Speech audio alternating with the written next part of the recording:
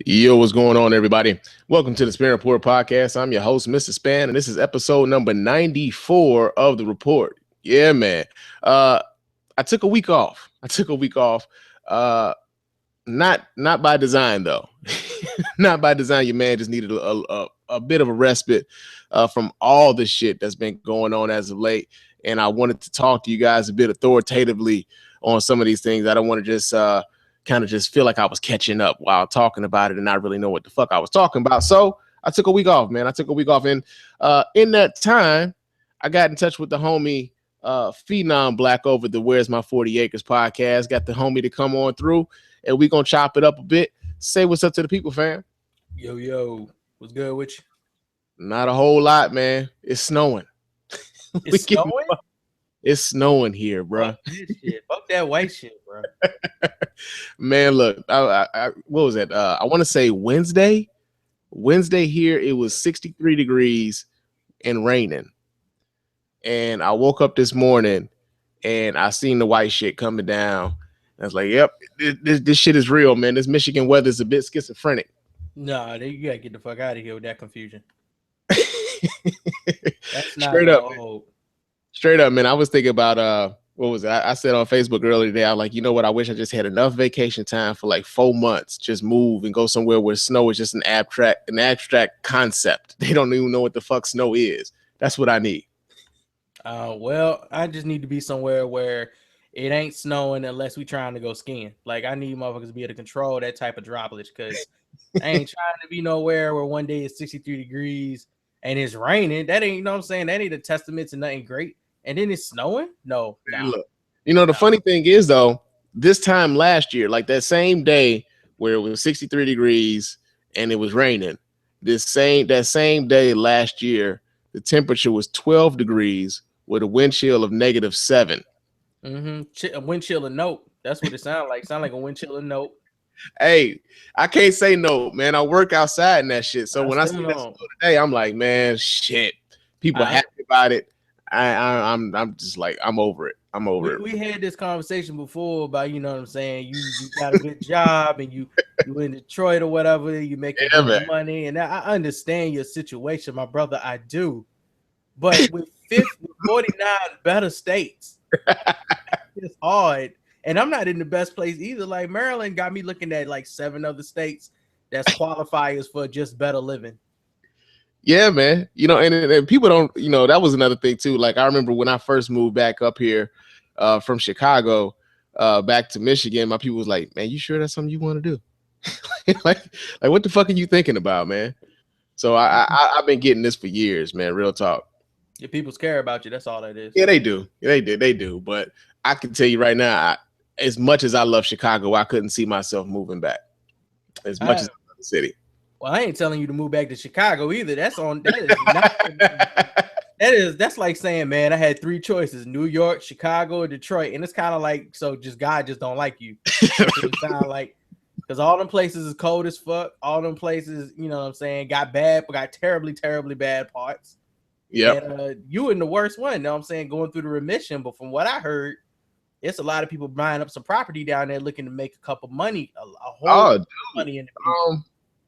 Who is that? Dan Gilbert, the guy who owns the Cleveland Cavaliers, who also owns Quicken Loans. Quicken Loans is based in Detroit.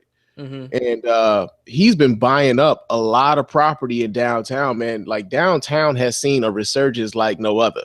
Like, real talk. Like, they just announced earlier this week that Detroit is supposed to get a Nike Town in downtown Detroit. Dan Gilbert facilitated that.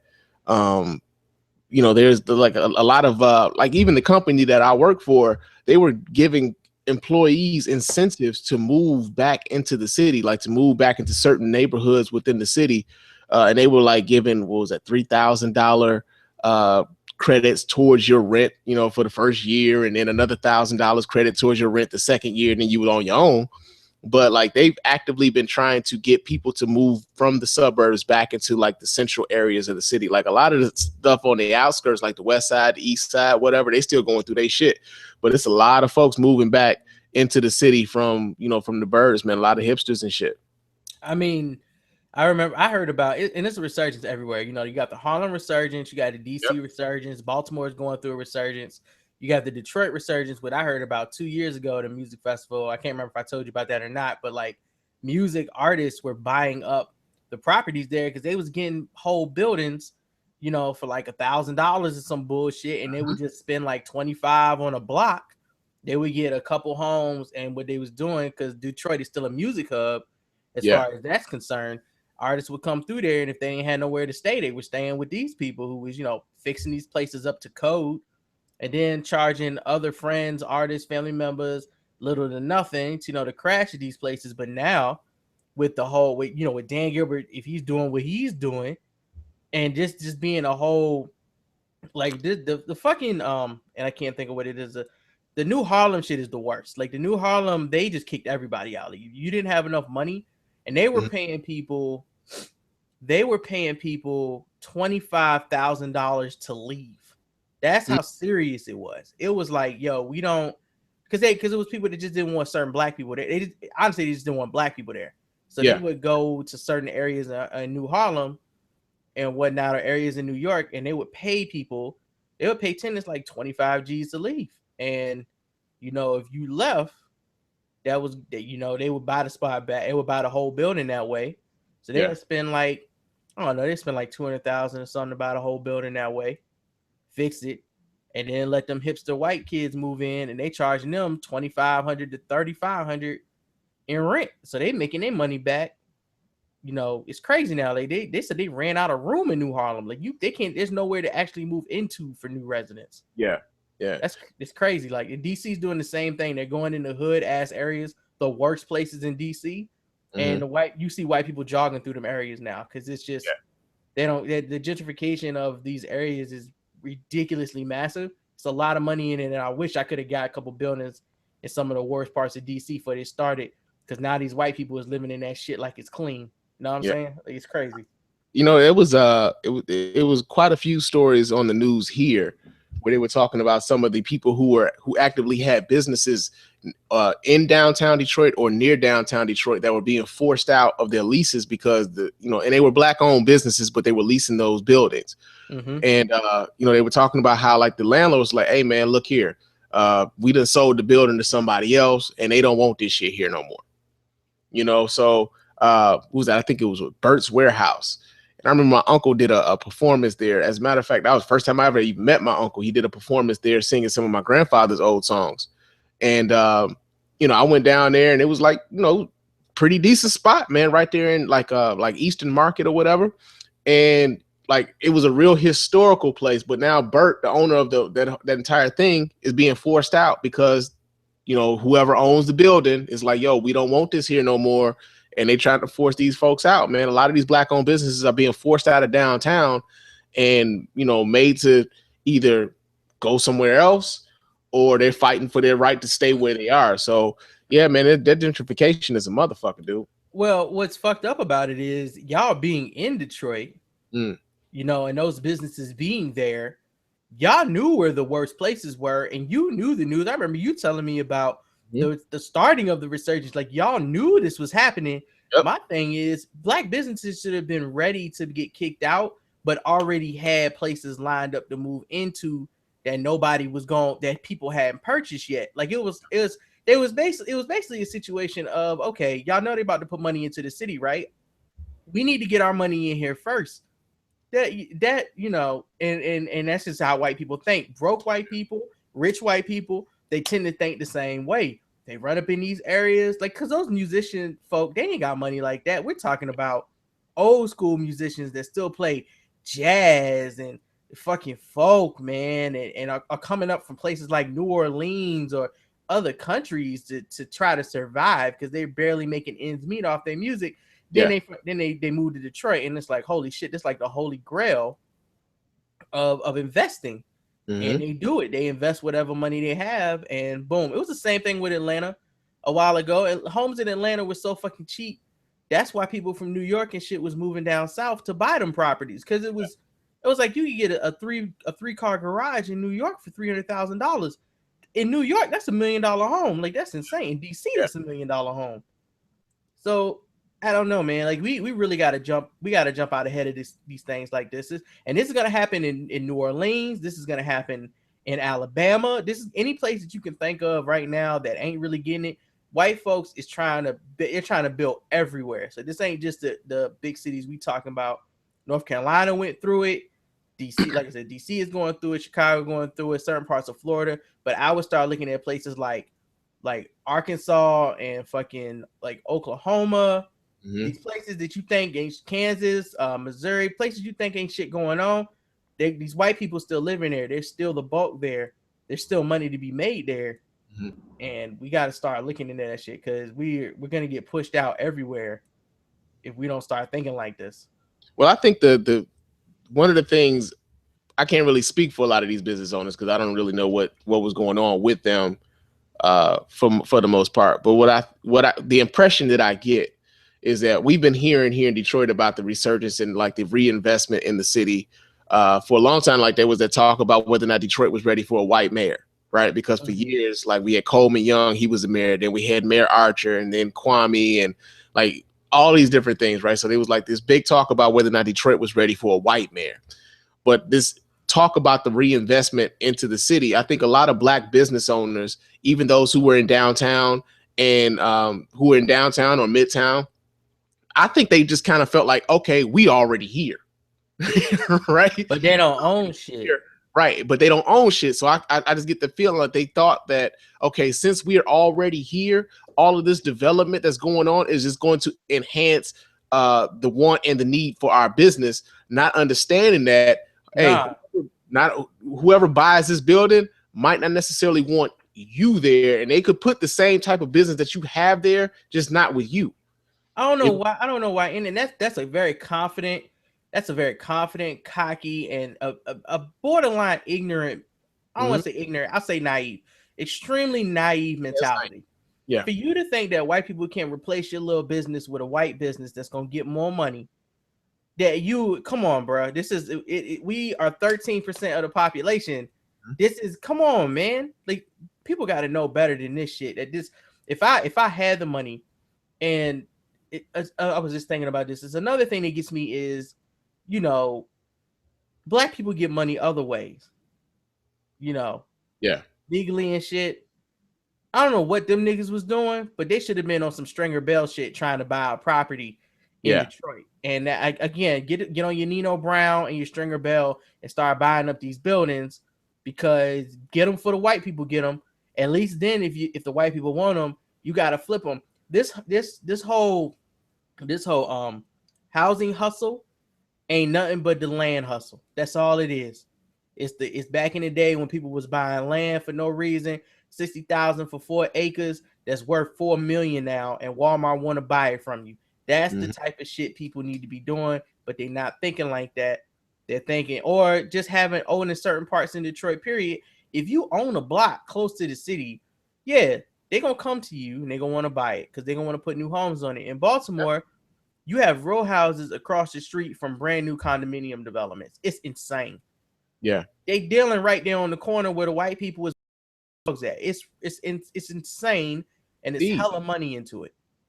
There's a section of Detroit right now where they're building, like the Red Wings are getting a new stadium, right? Mike Ilitch, who owns Little Caesars Pizza, owns the Red Wings, owns the Detroit Tigers too. Like he bought up so much land right along Grand River where they're building that stadium. Now, I used to read meters when I was reading meters or what. I used to read meters in the area in which they're about to build that stadium. And I remember walking through there like, man, this shit looked like a bomb already hit it, right? And you might have maybe 3 or 4 houses on the block that people actually live in, right? The rest of it was either vacant homes or like side lots or whatever, right? And so what he did was he started buying up parcels of land like, hey, okay, we'll buy you out of this house. We will buy you out of this motherfucker to get you to go somewhere else. A lot of people went, a lot of people took it. Some people didn't want to take it, and they were like forced out by it. Was that eminent domain, right? But that's actively going on right now to where they're building this multi-billion-dollar complex with not only the stadium, but they got, shops that they're building up around it. They've got high-end housing that they're building up around it, all in what used to be an area that looked like a bomb went off in it. That's the best place to start because it's already been fucking demolished. You ain't got to pay for them to knock nothing down if it already looked like somebody did. Mm-hmm. You saving money. The area in the Howard University, area near Howard University, is, you would not think it was an HBCU there right now. You wouldn't, Right? because it used to be one of the worst areas northeast. I believe it's either northeast or northwest DC. I always get this shit confused. I believe it's northeast, but it was rumored, and not rumored, statistically, it's one of the worst areas to be in. Howard students would get robbed, and all types of shit was happening over in that area because it wasn't a good area. Yeah. Them white developers ain't give a fuck. They saw U Street and they were like, yo, U Street, 14th and U, V Street connects into Rhode Island, connects into Florida Ave. This is prime real estate for people who work in DC and want to live in DC. Yeah. You need to buy it up. And they brought everything. And they just started building these new condominiums, new places for rich people to live at. They started putting new food places. Got one of the best eateries for breakfast in DC. Ted Bulletin on 14th Street is an awesome place to eat at. But the resurgence in the business down there now, I used to shoot down in U Street concerts every once in a while, like three years ago. Yeah. And I used to be scared walking through that shit because I got my equipment. I'm getting out of concerts at like 12 in the morning. You could get robbed. That was a real thing. You could really get robbed. Man, if you get robbed on U Street now, it's a bunch of white people watching it happen because it's not. I don't understand how you could. It's white people out there all the time. They bought up everything. Like the young white professionals have completely moved in that area and taken over. And the blacks are still there. The Ethiopians are still there. The Africans are still there. The blacks are still there. But they're not living there. The white people live in there. Some people that own homes there, they still there. But these white, like when you go there now, it's crazy. The station, the metro station for that area is the African American. Used to be called U and the African American so-and-so station. They stopped calling it that because it's you get on the train and you get off with a bunch of white people at the African American station. Not that anymore. Yeah. And you know what? It's funny, like especially with the I guess like you could say like city-based universities, it's happening a lot around those areas, like Wayne State Universities, which is where Midtown is that area is seeing a lot of development and a lot of gentrification as well because it's right by Wayne State University. So like a lot of the people who would, again, be coming from the suburbs and moving back into the city, they would be moving by downtown Detroit, or they would be moving in near Midtown. And it, ironically, well, not even ironically, but coincidentally, that's where the highest police presence is, right? That's where the police patrol most regularly in those areas, downtown and Midtown. If you're on the west side, if you're on the east side, you got a little wait before them police get around to where you at, man. Yeah. You know what? Funny thing is, I didn't introduce the goddamn show. I think they know what it is at this point. Yeah, man, but I got to do it. It's like a formality, man. I got to let the people know how they can get their voice heard. And the first thing you could do is hit up the hotline. The hotline, of course, to the Spann Report is area code 313-288-0485. Leave me those voicemail messages. I'll play those on the show and respond to them. And if you call us during the feedback portion of the show, you can call in live during that portion of the show. Email me here at feedback@thespannreport.com. That's feedback@thespannreport.com. I will read those emails and respond to those emails as well. Follow me on Twitter and Instagram. My name on both of those platforms is Mr._Spann. So go ahead and follow me there. Send me your ass hat of the week submissions for anybody you want to be made fun of. Send those to me at asshat@thespannreport.com. I ain't got none this week. So yeah, we kind of dry on that one. But send those to me at asshat of the week. Not of the week, asshat@thespannreport.com. Give your boy a review. iTunes, Stitcher Radio, preferably 5 stars. I'll read those and thank you here on the show. And the Spann Report will be available is actually available on TuneIn Radio now, and will be available on Google Play Music once that service launches as well. And for all of your Spann Report needs, man, go to thespannreport.com. all of the videos to the podcast, all the interviews, everything Spann Report related. Go to thespannreport.com, vote in the polls, leave your comments, and yeah, do all of that. Yeah, man. So, well, I'm getting an echo. Go ahead. Can you hear me? I can hear you, but I'm getting an echo. All right. Okay. Hold on a second. I don't know what's up with that. You still getting it? Yeah. I'm not sure where. I can see. Okay, I can see your monitor moving, and now I don't seem to be getting it anymore. Okay. Yep. So this ass hat of the week award shit. Like, how does this work? Well, basically, like, listeners will send me a story or a person of somebody who's done some really dumb shit or said some really dumb shit, and I just basically kind of talk shit about them on the show, man. I don't want to take over your show, but I think I got an ass hat for you. Got an ass hat? Hold on, man. If you got an ass hat, hold on a second, brother. We got to do. Hold on, just a second. Where is it? God damn it! There it is. You weren't even ready for this ass hat. I wasn't even ready for it. Here it is. Yo, we got some hats now, motherfuckers. There you go. Wow. Wow. All right. So I'm actually gonna send this to you. Mm-hmm. So I guess so you can play it, because you kind of gotta hear it to really get the full ass hat. Okay. Send it to me. I can play it over here. I sent it through the messenger. Right? Okay. You got something playing over there now? I'm stopping it now. Yeah, it was coming through my speaker on my computer. Okay. I just stopped it. Let me pull this up.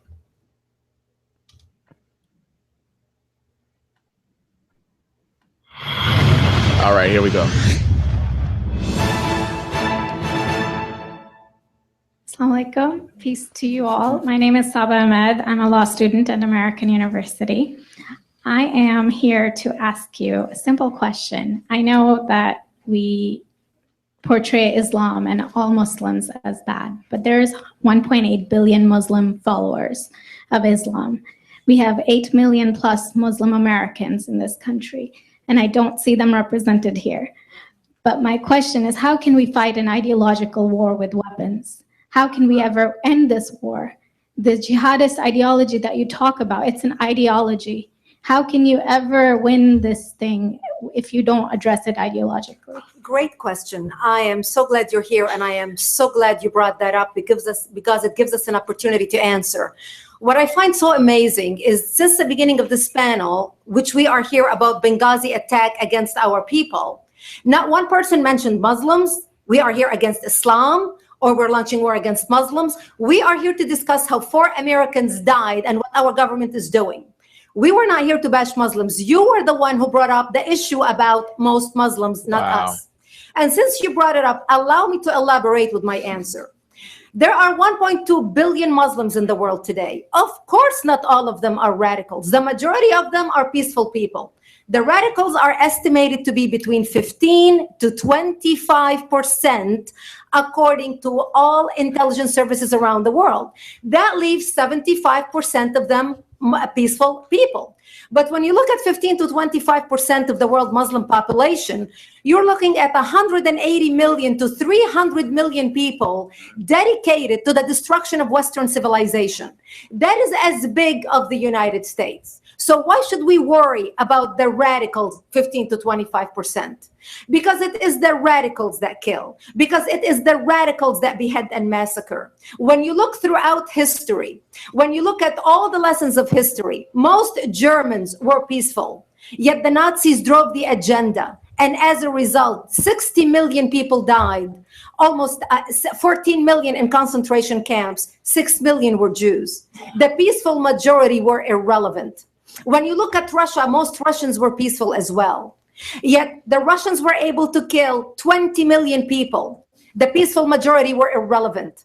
When you look at China, for example, most Chinese were peaceful as well. Yet the Chinese were able to kill 70 million people. The peaceful majority were irrelevant. When you look at Japan prior to World War II, most Japanese were peaceful as well. Yet Japan was able to butcher its way across Southeast Asia, killing 12 million people, mostly killed with bayonets and shovels. The peaceful majority were irrelevant. On September 11th in the United States, we had 2.3 million Arab Muslims living in the United States. It took 19 hijackers, 19 radicals to bring America down to its knees, destroy the World Trade Center, attack the Pentagon, and kill almost 3,000 Americans that day. The peaceful majority were irrelevant. So for all our powers of reasons and us talking about moderate and peaceful Muslims, I'm glad you're here. But where are the others speaking out? And since you are the only Muslim representative,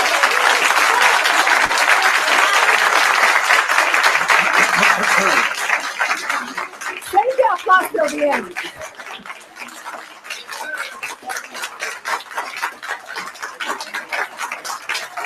Thank you. Thank you. And since you're the only Muslim representative in here, you took the limelight instead of speaking about why our government, and I assume, are you an American? You're an American citizen. So as an American citizen, you sat in this room and instead of standing up and saying a question or asking something about our 4 Americans that died and what our government is doing to correct the problem, you stood there to make a point about peaceful, moderate Muslims. I wish you brought 10 with you to question about how we can hold our government responsible. It is time we take political correctness and throw it in the garbage where it belongs and start calling it fair. Wow. So this is how I opened up my Saturday morning. I saw this video and I wanted to throw everything. Oh man. And I gotta stop saying I don't say this often because I say it more because it's appropriate for our situation. Yeah. This bitch is a bitch. This bitch is a bitch.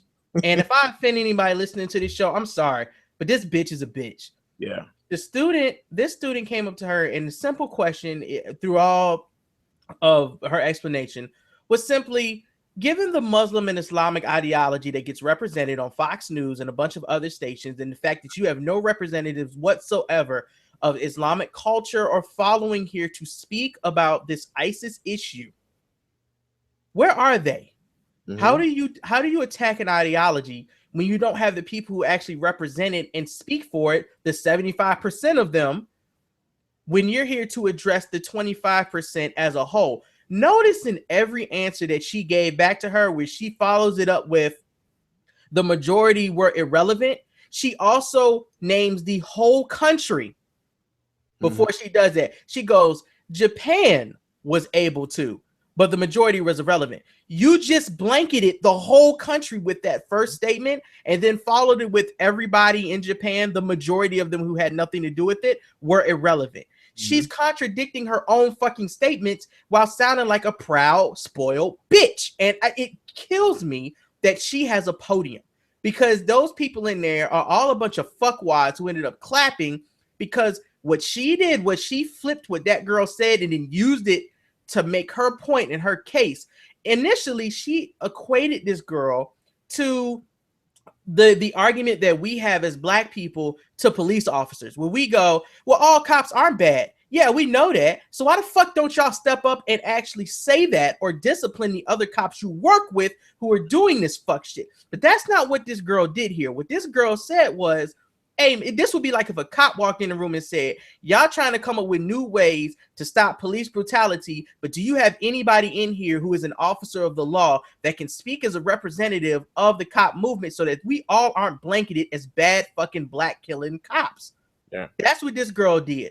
And somehow it got turned into some political correctness shit. It wasn't political correctness. Her question was very valid. How the hell can you attack the ideology of a sadistic movement if you first are confused about the ideology behind them, and second, don't have anybody up there who can fucking educate your stupid ass about the right and wrong way to go about this and the best way to separate it? You're talking to a Muslim person in a country that they walk into places with their garbs on and people initially assume they might bomb them. Right. But yet you're saying that she's confused or that she needed to bring more Muslims to represent that. Yet you already said to her that you understand 75% of Muslims are not responsible for the death of those 4 Americans. Let alone, let's not talk about how many fucking Muslims we have killed by going over there trying to bomb a couple of people. We're trying to bomb a couple dozen people, a couple hundred people, and we end up killing thousands of innocent people. But you didn't bring up any of that.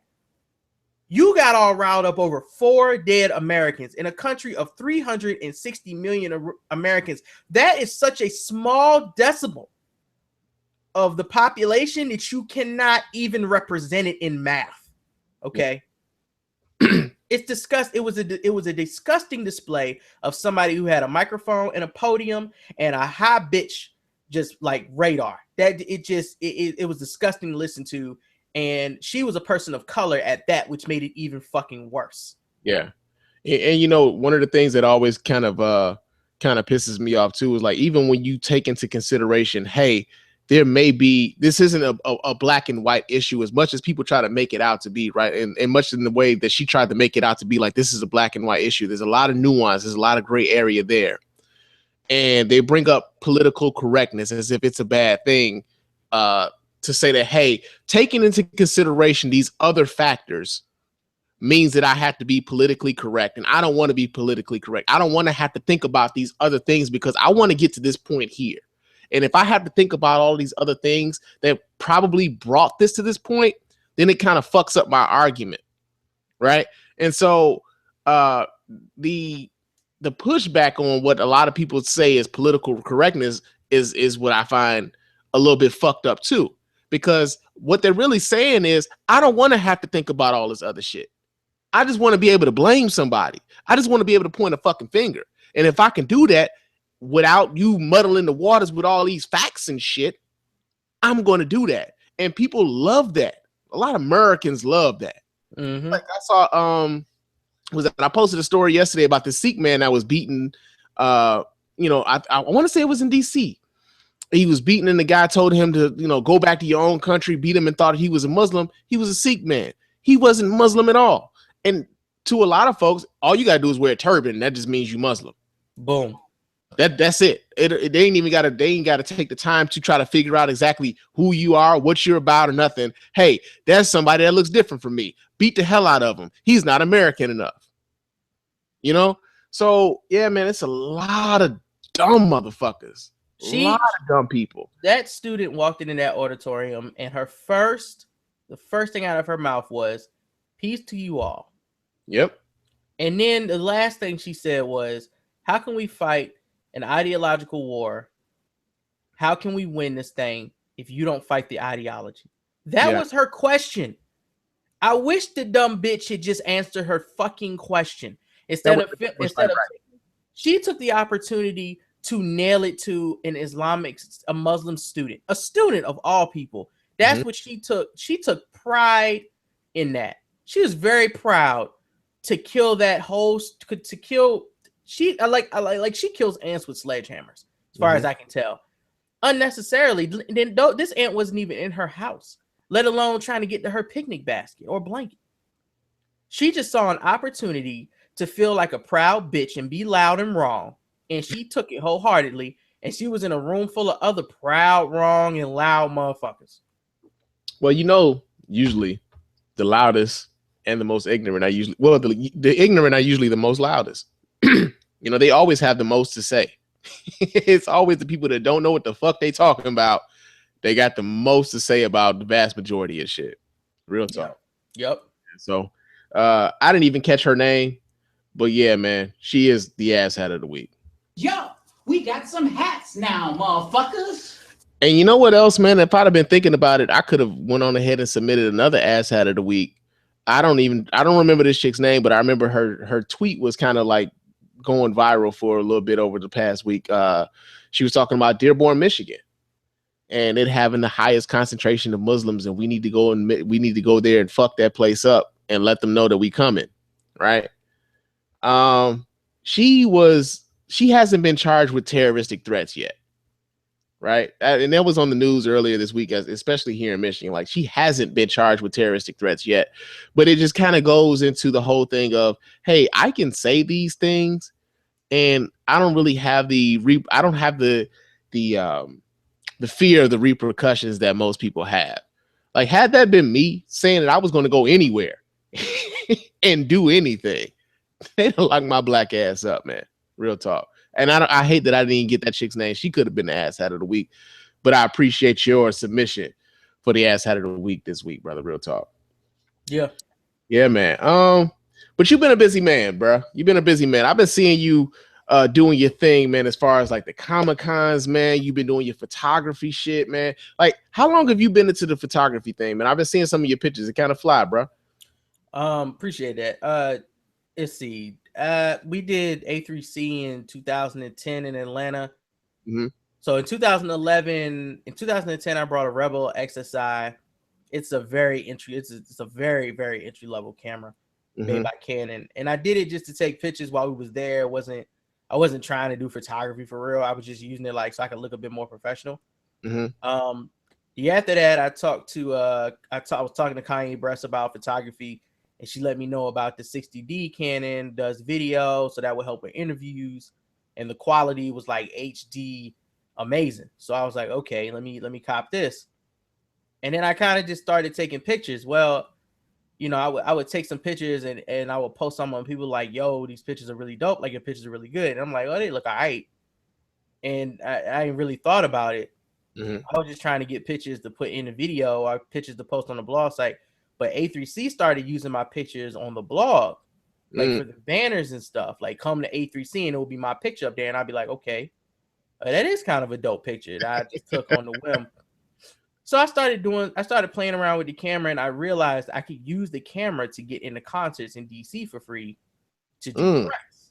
So I was like, let me get on this. I got to step my game up enough so that my pictures look legit when I send them to people, and artists will want me to take pictures to this show to post on Instagram and post on Facebook and Twitter and whatnot. And I mean, I don't know. I just got better. That my eye, like I guess I have a good eye, I guess, and I just got better because I started looking at my pictures and I could see without any type of formal education in the photography where I fucked up at, what I could have done to fix this picture, so on and so on. And then it started to become like legit. I want to take better pictures. Yeah. What can I start reading? And I started reading stuff from like digital photography and just different things online. And you know, I started realizing that I needed to step my lenses up. It wasn't about the camera; it was about the lenses. And here you have it today. Like some of my pictures, I look at it and I'm like, I can't believe I even took something like that. That's the furthest thing from me being a photographer or doing photography. I hate to call myself a photographer. The furthest thing from me doing photography, you know, was fucking photography. That was like, what? If you'd have told me 5 years ago I'd be doing photography, I'd be like, you full of shit. I ain't picked up a camera, never. But I think about back in college too. I had a camera and a camcorder. I used to go to parties and record shit and take pictures, like just to show us having fun and shit. But it was never like I was trying to be a media person or anything like that. I was just doing it so we could watch this shit later on. Like, yo, remember when we was at this party? Right. This shit was dope. Look at y'all niggas crazy. So like shit like that. And then it kind of just, I don't know, like the pictures started getting so good. I started to care more about them and how they turned out. And now I'm pretty much on my, how can I perfect everything I do grind with the pictures. So I started doing like, you know, family portraits and shit when we go to outings. And the Comic-Con shit is just, you know, that, hey, when you got a big lens, niggas will let you in.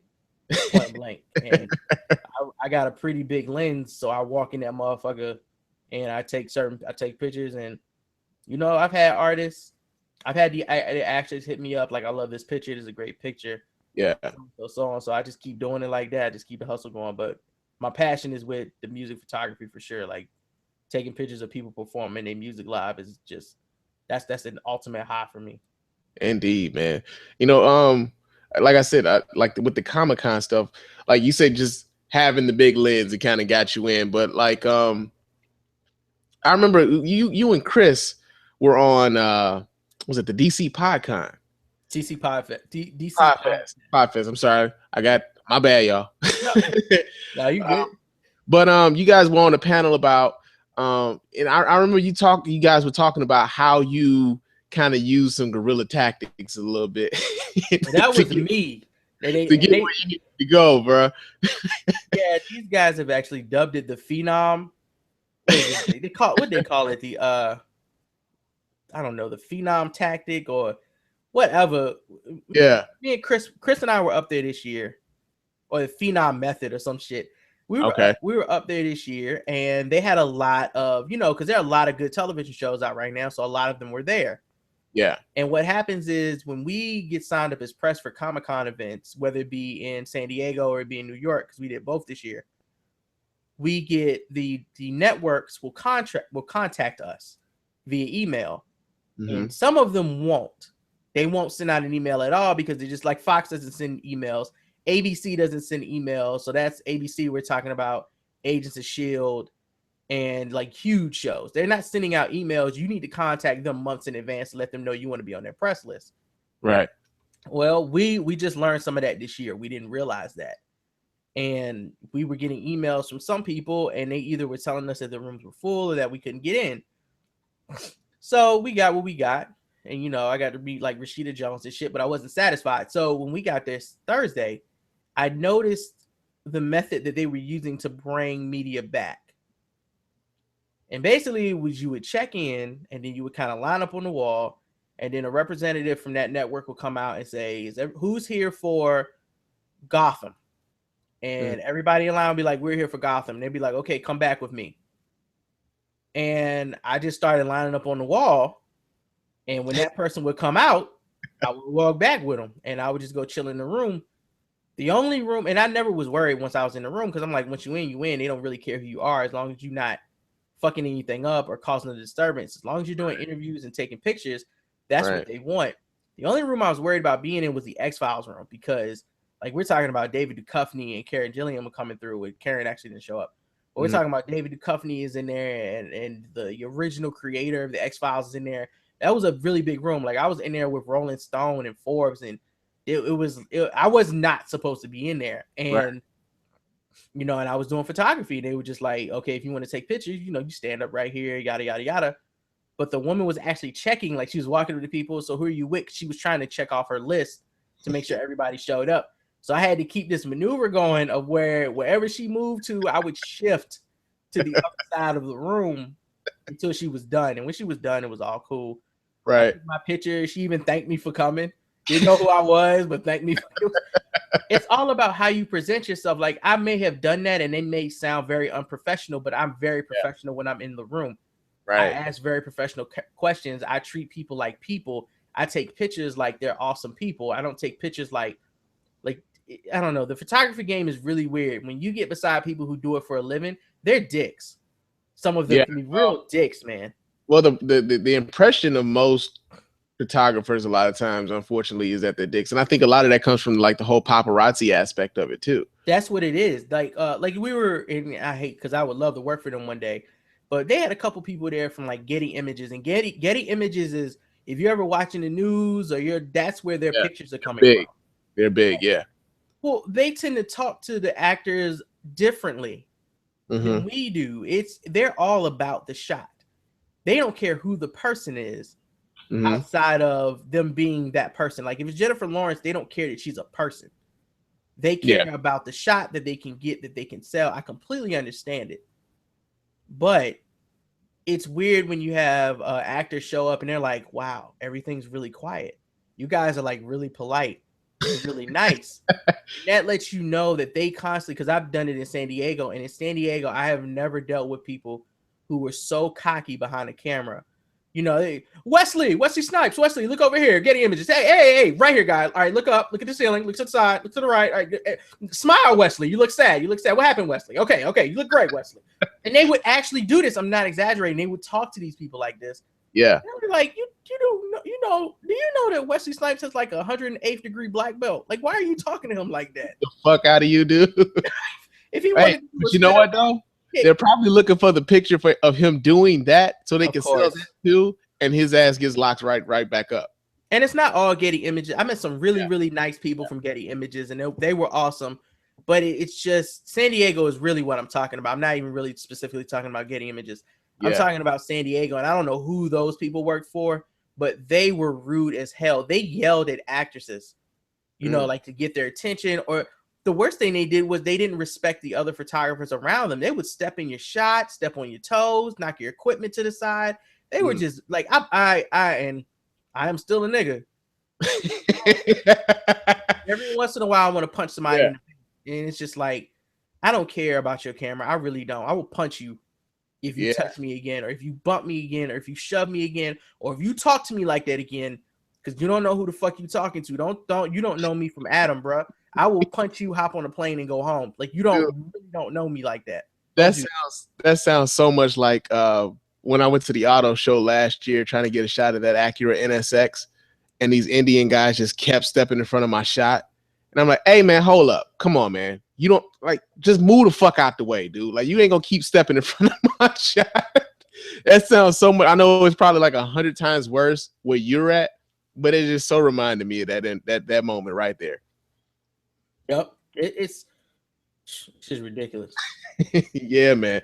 Now, as far as like the Comic-Con stuff, man, like, have you had that geek out moment where, you know, you're in front of somebody you never thought you would be in front of this person, and you sitting right there like, yo, man, this is you. Like, this is you. Like, have you had that moment yet, or has it not come yet? No, I don't react like that. Like, I just don't. They're always people to me. That's just there is nobody that I'm just like, oh my God. Like Rashida Jones, even it's just because she's beautiful. I'm just like, oh man, I get to take pictures of Rashida Jones. What? This is a cakewalk, nigga. She's gorgeous.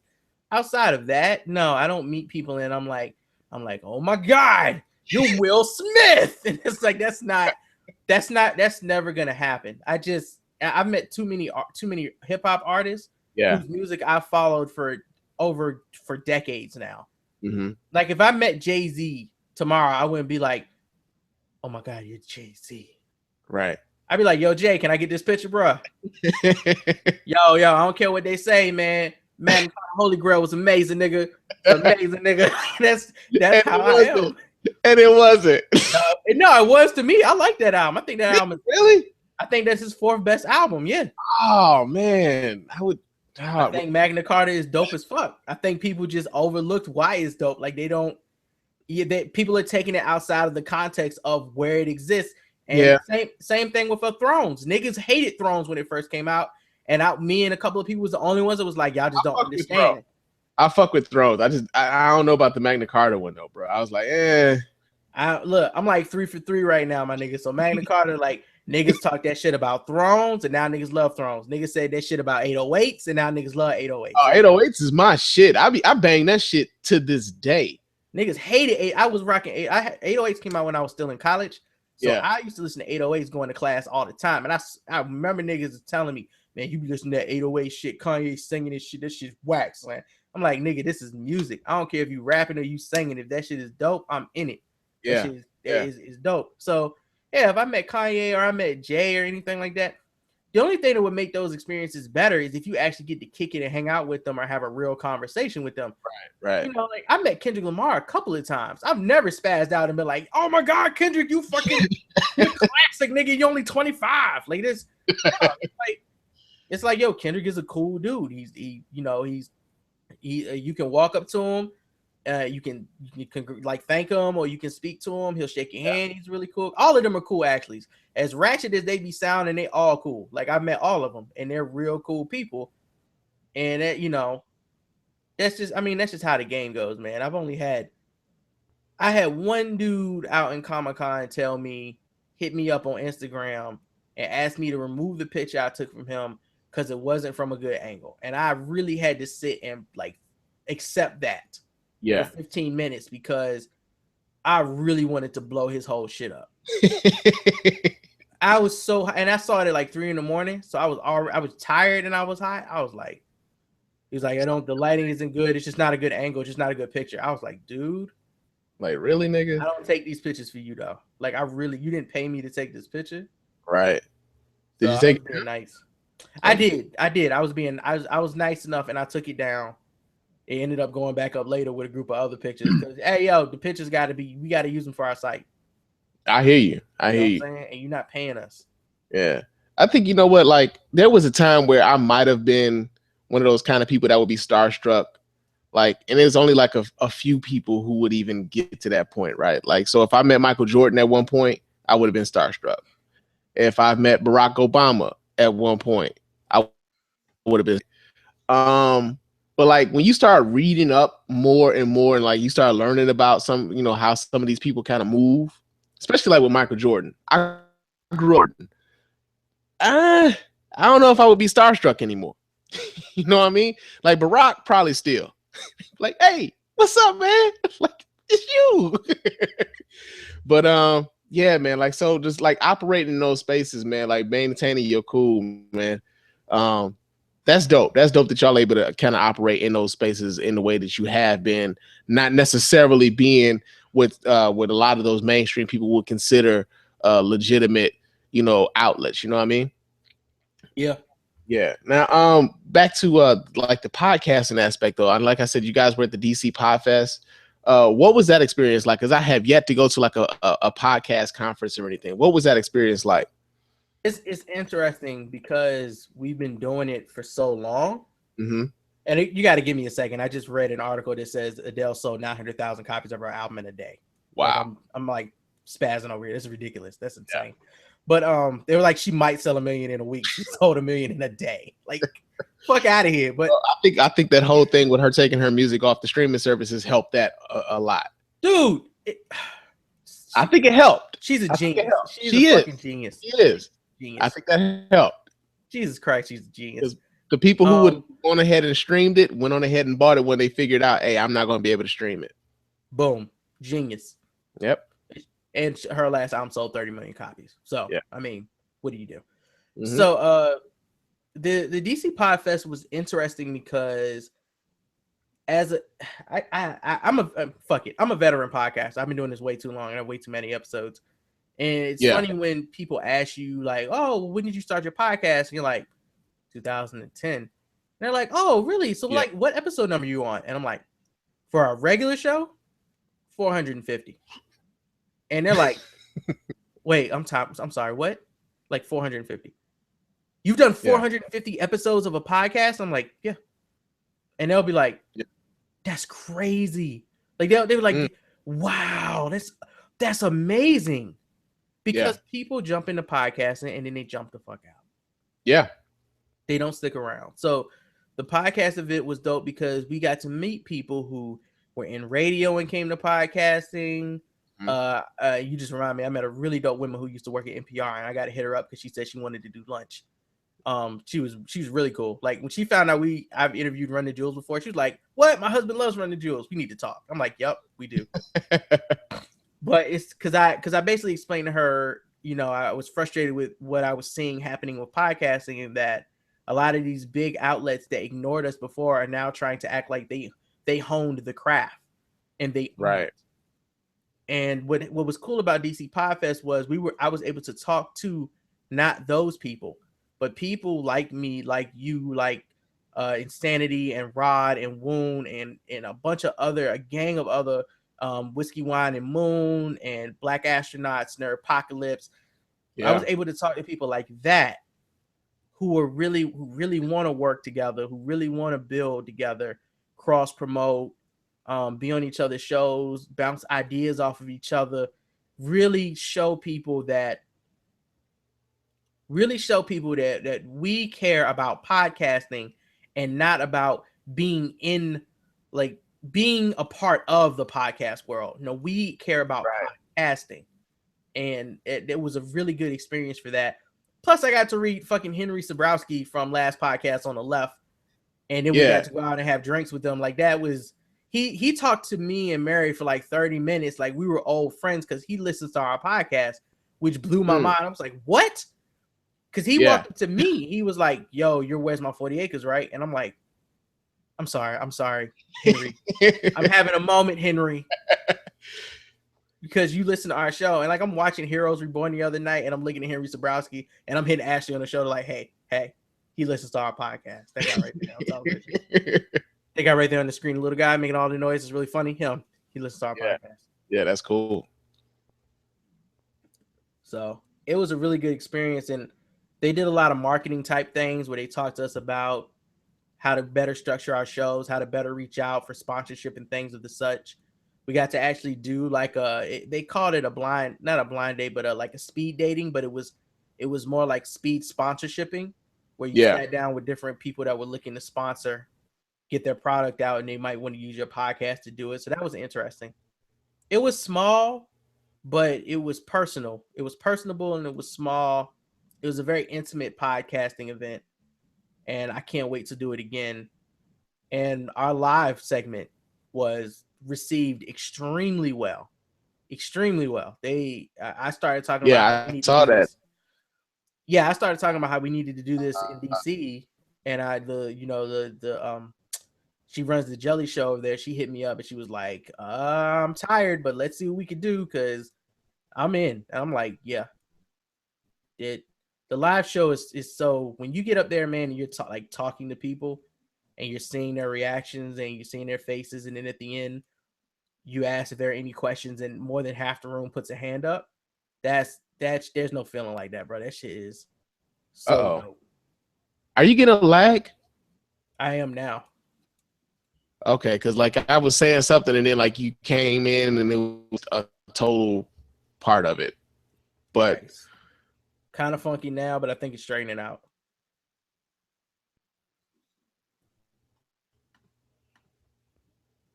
Hello? Yep, I'm here. Oh, are you getting a lag now? Nah, your voice is a little fuzzy, but I'm not getting a lag. Okay, let's see what's going on here. How about now? Nope, everything is fine now. Sounds like it. All right. No, but I was saying that as long as I've been doing the podcast, and like it was odd, like I hadn't really heard a whole lot of like podcasts coming out of Detroit. And when I seen that the DC Podfest was going on, I'm like, you know what? They really need to have something like that here in Detroit, to where like, you can kind of network in much the same way. And it made me kind of actively look for podcast of the Detroit area, man. So that would be really cool. Like the same way that kind of Comic-Con goes from city to city, or certain cities' own Comic-Con sort of events, podcasting conference, that kind of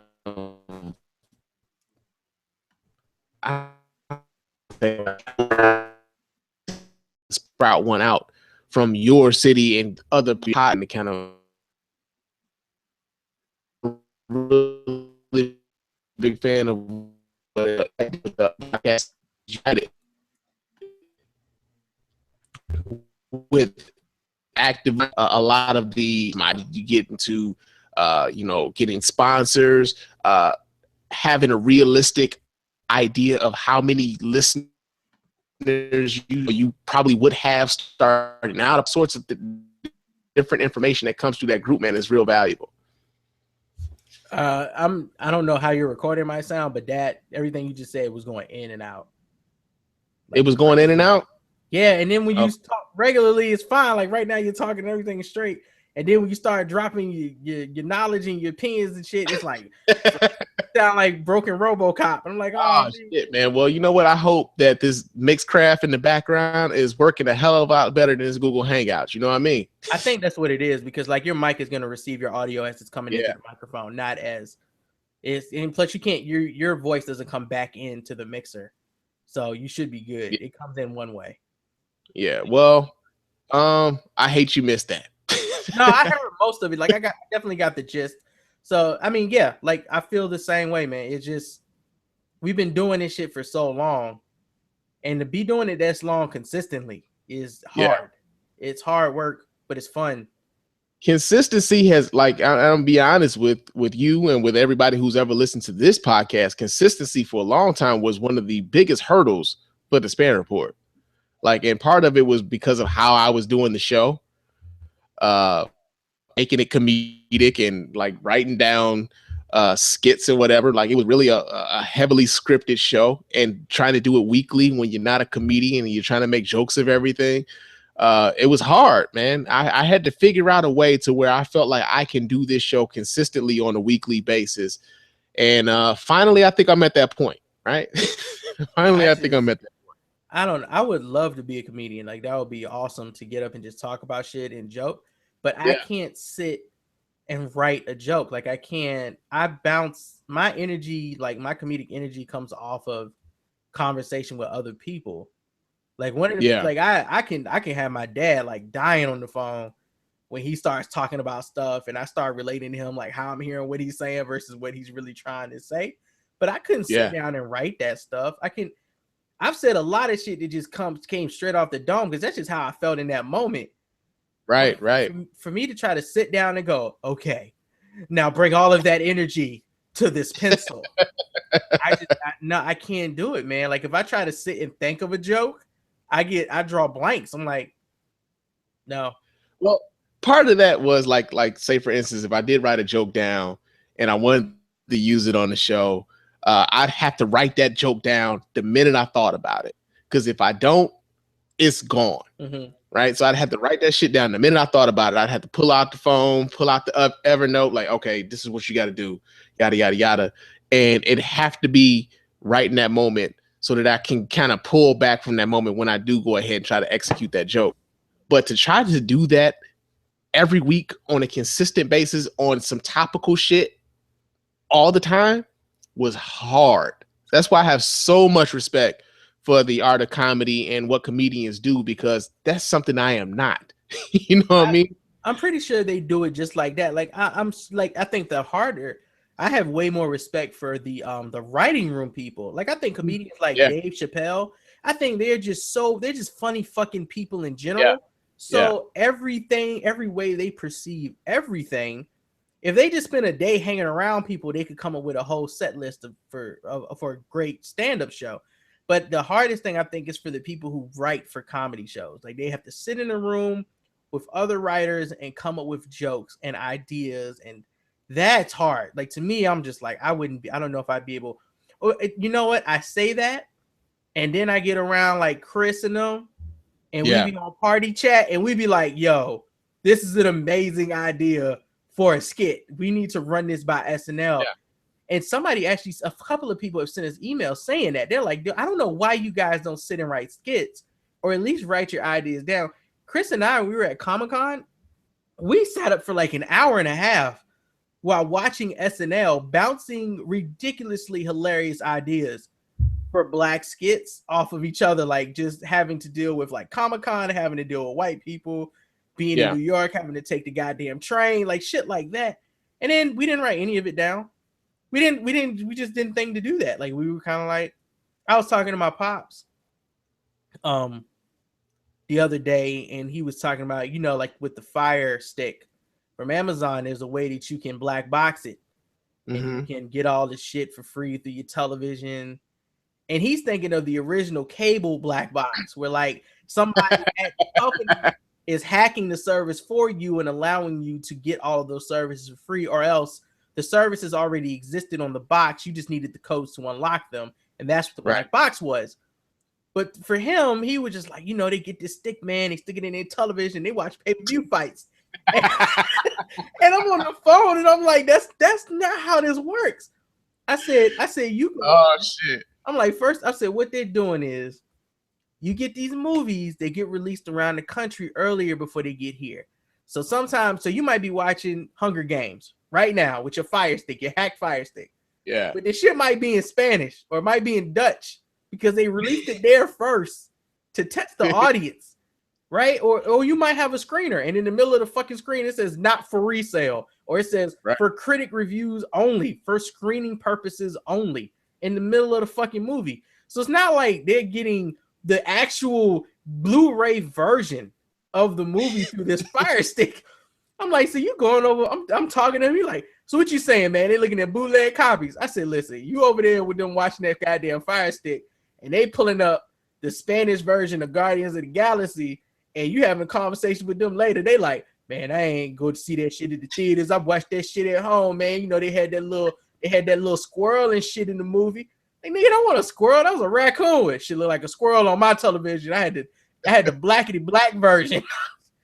Like, yo, you gotta hit your daddy with the.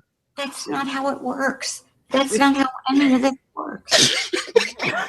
I have those conversations with him all the time like that. Yo, I'm just like, look, listen, that's not how this works. Oh man. Not how Check this works. Check this out, man. We got to take a break. A little bathroom sabbatical. We got to take one of those. This nigga said a bathroom sabbatical. So I'm gonna leave. We're gonna take a little quick musical break, and when we get back, man, we go get into some other shit. I gotta go. This Modelo is running through your brain, running through your man's, man. So yeah, Modelo's, man. I've been drinking these lately. Here we go. Hey, play this here. Ah, hell. Come on, man. I got too many devices hooked up to the Google Play Music. Hey, I'll be right back.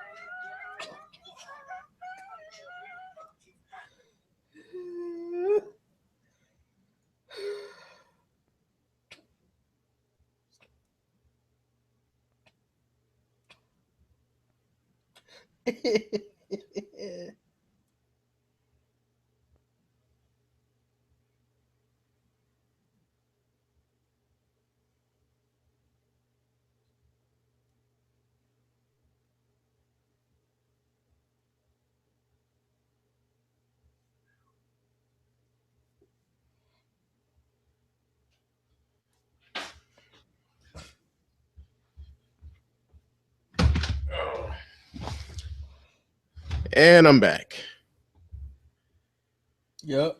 All right, man. I didn't realize how many devices that I no longer own were still connected to that damn service. So what? Google Play Music. Like they allow you to use up to 10 devices on that service. And I still got I got the OnePlus One still on there, the LG G3 still on there. Oh yeah, you just got a whole bunch of shit still on there. Yeah, I had to delete some of these devices that I don't own anymore. So that's what ended up happening. I had some crit lined up, but you know, it is what it is, man. But yeah, man, it's funny. Like, you know what? I got what was that Google Chromecast. Do you use like, because it was funny. Do you know like that the Xbox One actively acts as a Google Chromecast? Yeah, of course. Yeah. Yeah. I mean, all of those do that. That's why I've never owned one of those sticks, because I've always had a PS3 or an Xbox, and I've always been able to stream everything I needed to stream that way. Yeah, well, like I know, I bought two Google Chromecasts. I got one on my bedroom TV. I got another one on my living room TV, and then I got a Roku box, and then I got the Xbox One and the PlayStation 4. Mm-hmm. But I just remember one day like pulling up like the Chromecast on my phone, so I could send something to the TV, and it was pulling up the Xbox One along with the Chromecast. Like, oh damn, I could do it through the Xbox too. You know, we use the Xbox app to send messages back and forth using the Xbox's messaging service. Yeah. So when people sending us messages in the chat or in the game, yeah, responding through our phone, we ain't pulling up that keyboard and typing. Yeah, I know. Shit. You know what the coolest thing about both of those systems are, like that the whole thing of like being able to message between each other with the phones. With the PlayStation 4, I think the coolest thing that I've had so far, or the coolest thing I've experienced with it so far, was actually just being able to buy a game from my phone at work, and by the time I got home, that game was ready to go. Oh yeah, redeem codes and everything. I buy games all the time. Like this Black Friday season, when these games are going on sale right now, like they've already got the first list up of games that are like 50 and 40% off. Yeah. Yeah, I used to catch them games at like 2 a.m. when I was down south. Mm-hmm. I'd be like, let me go ahead and cop this game right now with the redeem code already in place. When I get home, and just install it. Yep. There you go. But hold up, man.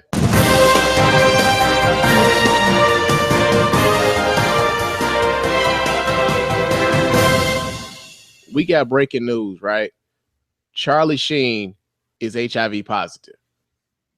No, you heard that. What you didn't know probably was that Vlad TV did an interview with Ja Rule to ask him what he thought about Charlie Sheen coming out as HIV positive. Charlie Sheen went on TV today to announce that he's HIV I positive. seen that this morning. I watched that. How did you feel when you saw that? Who gives a fuck what Ja Rule thinks at a time like this, nigga? This is ridiculous. I don't want to dance. I'm scared to death. I want some answers that Ja Rule might not have right now. I think when bad shit happens to me, I'll be in the crib like, oh my God, this is terrible. Could somebody please find Ja Rule, get hold of this motherfucker so I can make sense of all this. Oh man. You know they took the comments on that video down? What did he actually, what was his response is what I want to know. I don't remember. I had to you gotta pull up the response because I need to hear Hold on. Let me see if I can go to YouTube real quick and find that. And they should have took the goddamn, they should have left the comments open for a lifetime. The comments were open, and pretty much the comments were basically that whole skit. Like, who gives a fuck what Ja Rule thinks about Charlie Sheen coming out as HIV positive? Hold on. Vlad TV is the biggest hip hop trolling service. Oh man, hold on. Let me see if I can pull this up. That shit was hilarious, man. I have more respect right now for World Star Hip Hop than Vlad TV. They straight took the comment section down on that. It's always a bad sign too. Yeah.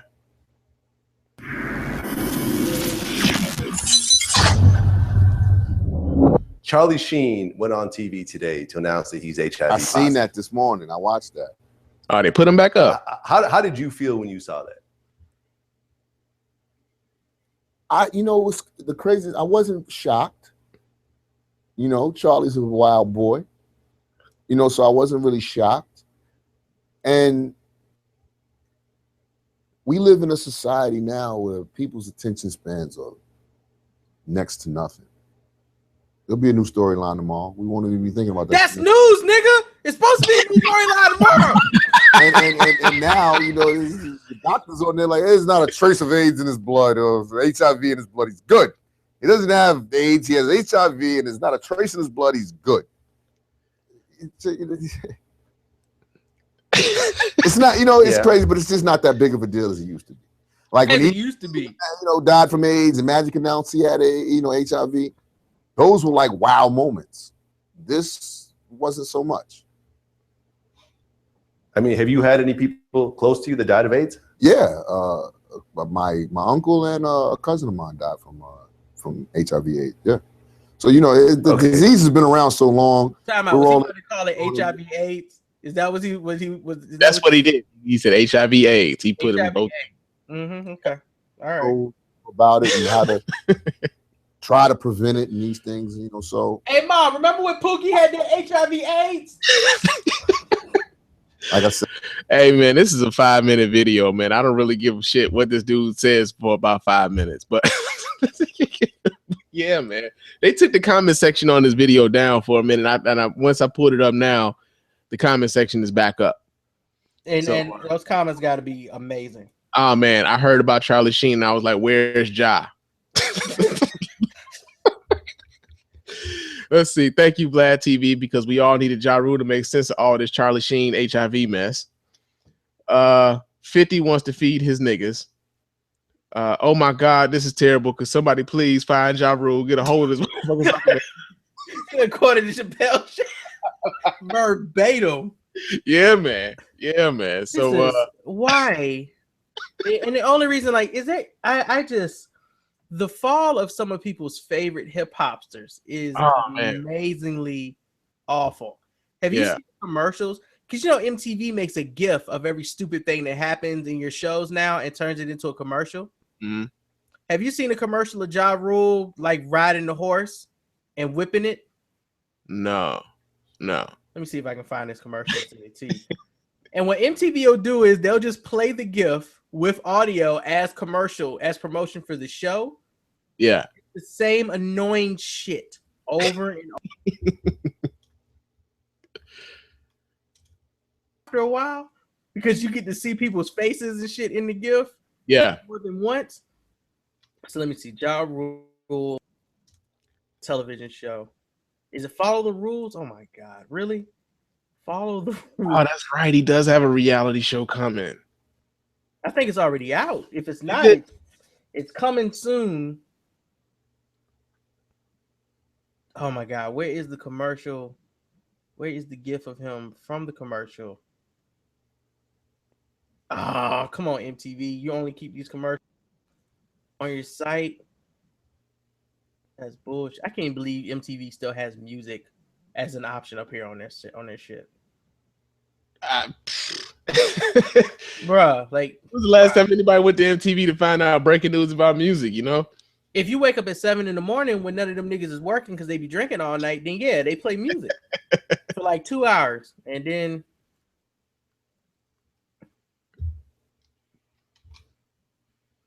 Follow the Rules TV meme.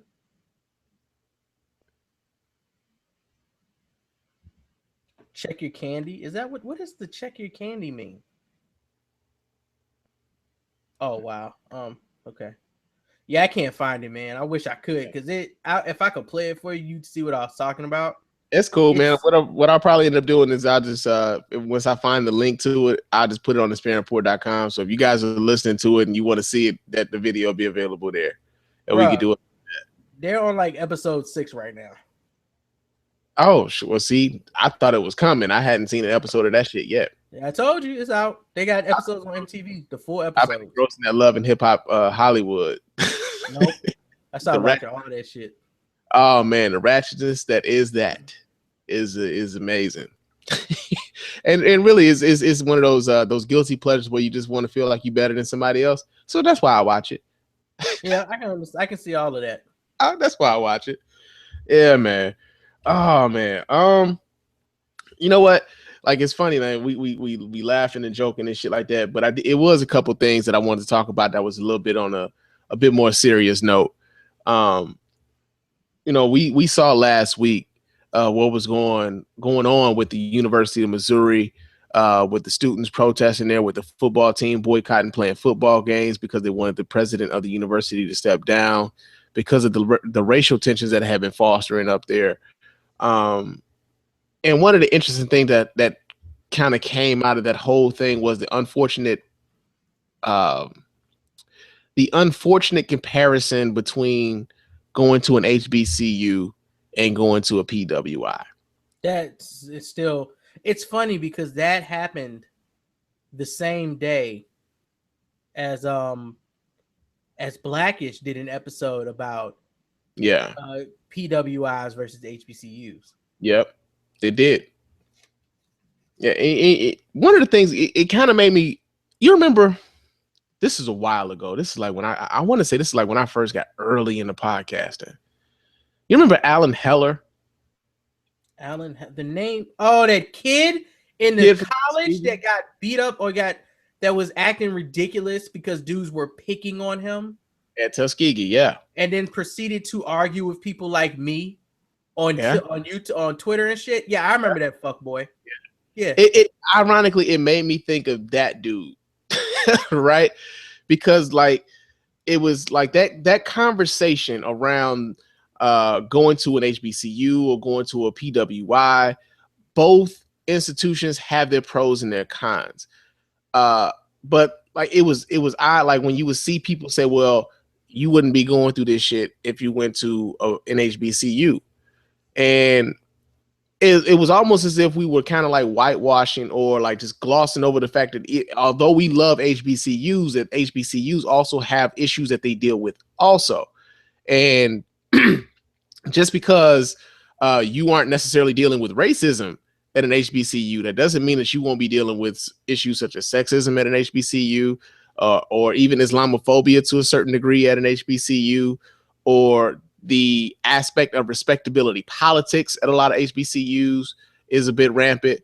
Like the idea that because these kids decided that they wanted to go somewhere where they thought they would get the best education available to them, made them somehow complicit in the racism that they were experiencing was this. Well, that was the most disappointing thing about that discussion to me. I mean, you do. I'm not saying you do, but people listening do realize that racism is a symptom of classism, right? Mm-hmm. Okay, classism exists everywhere, even in an all-black society. There is classism. There's always kings and there's always slaves, even in school. So when you're in school, Alan Heller was at an HBCU and was treated this way because he's an old punk ass bitch. And if he'd have went to a PWI, then white boys would have been treating him the same damn way because he old punk ass bitch. And guess what? It was niggas like me at PWIs too, and we could spot your old punk ass bitch ass from across the room. We would have treated you the same way. There's a class system in all of these environments. Racism is just a symptom. Reverse racism or self-hate. He got a self-hate issue, and he's stupid. Point blank. And he said a lot of fucked up shit in those conversations we had or arguments back and forth with him on Twitter. Yeah. And with the email, I think he sent emails to Rod or whatever.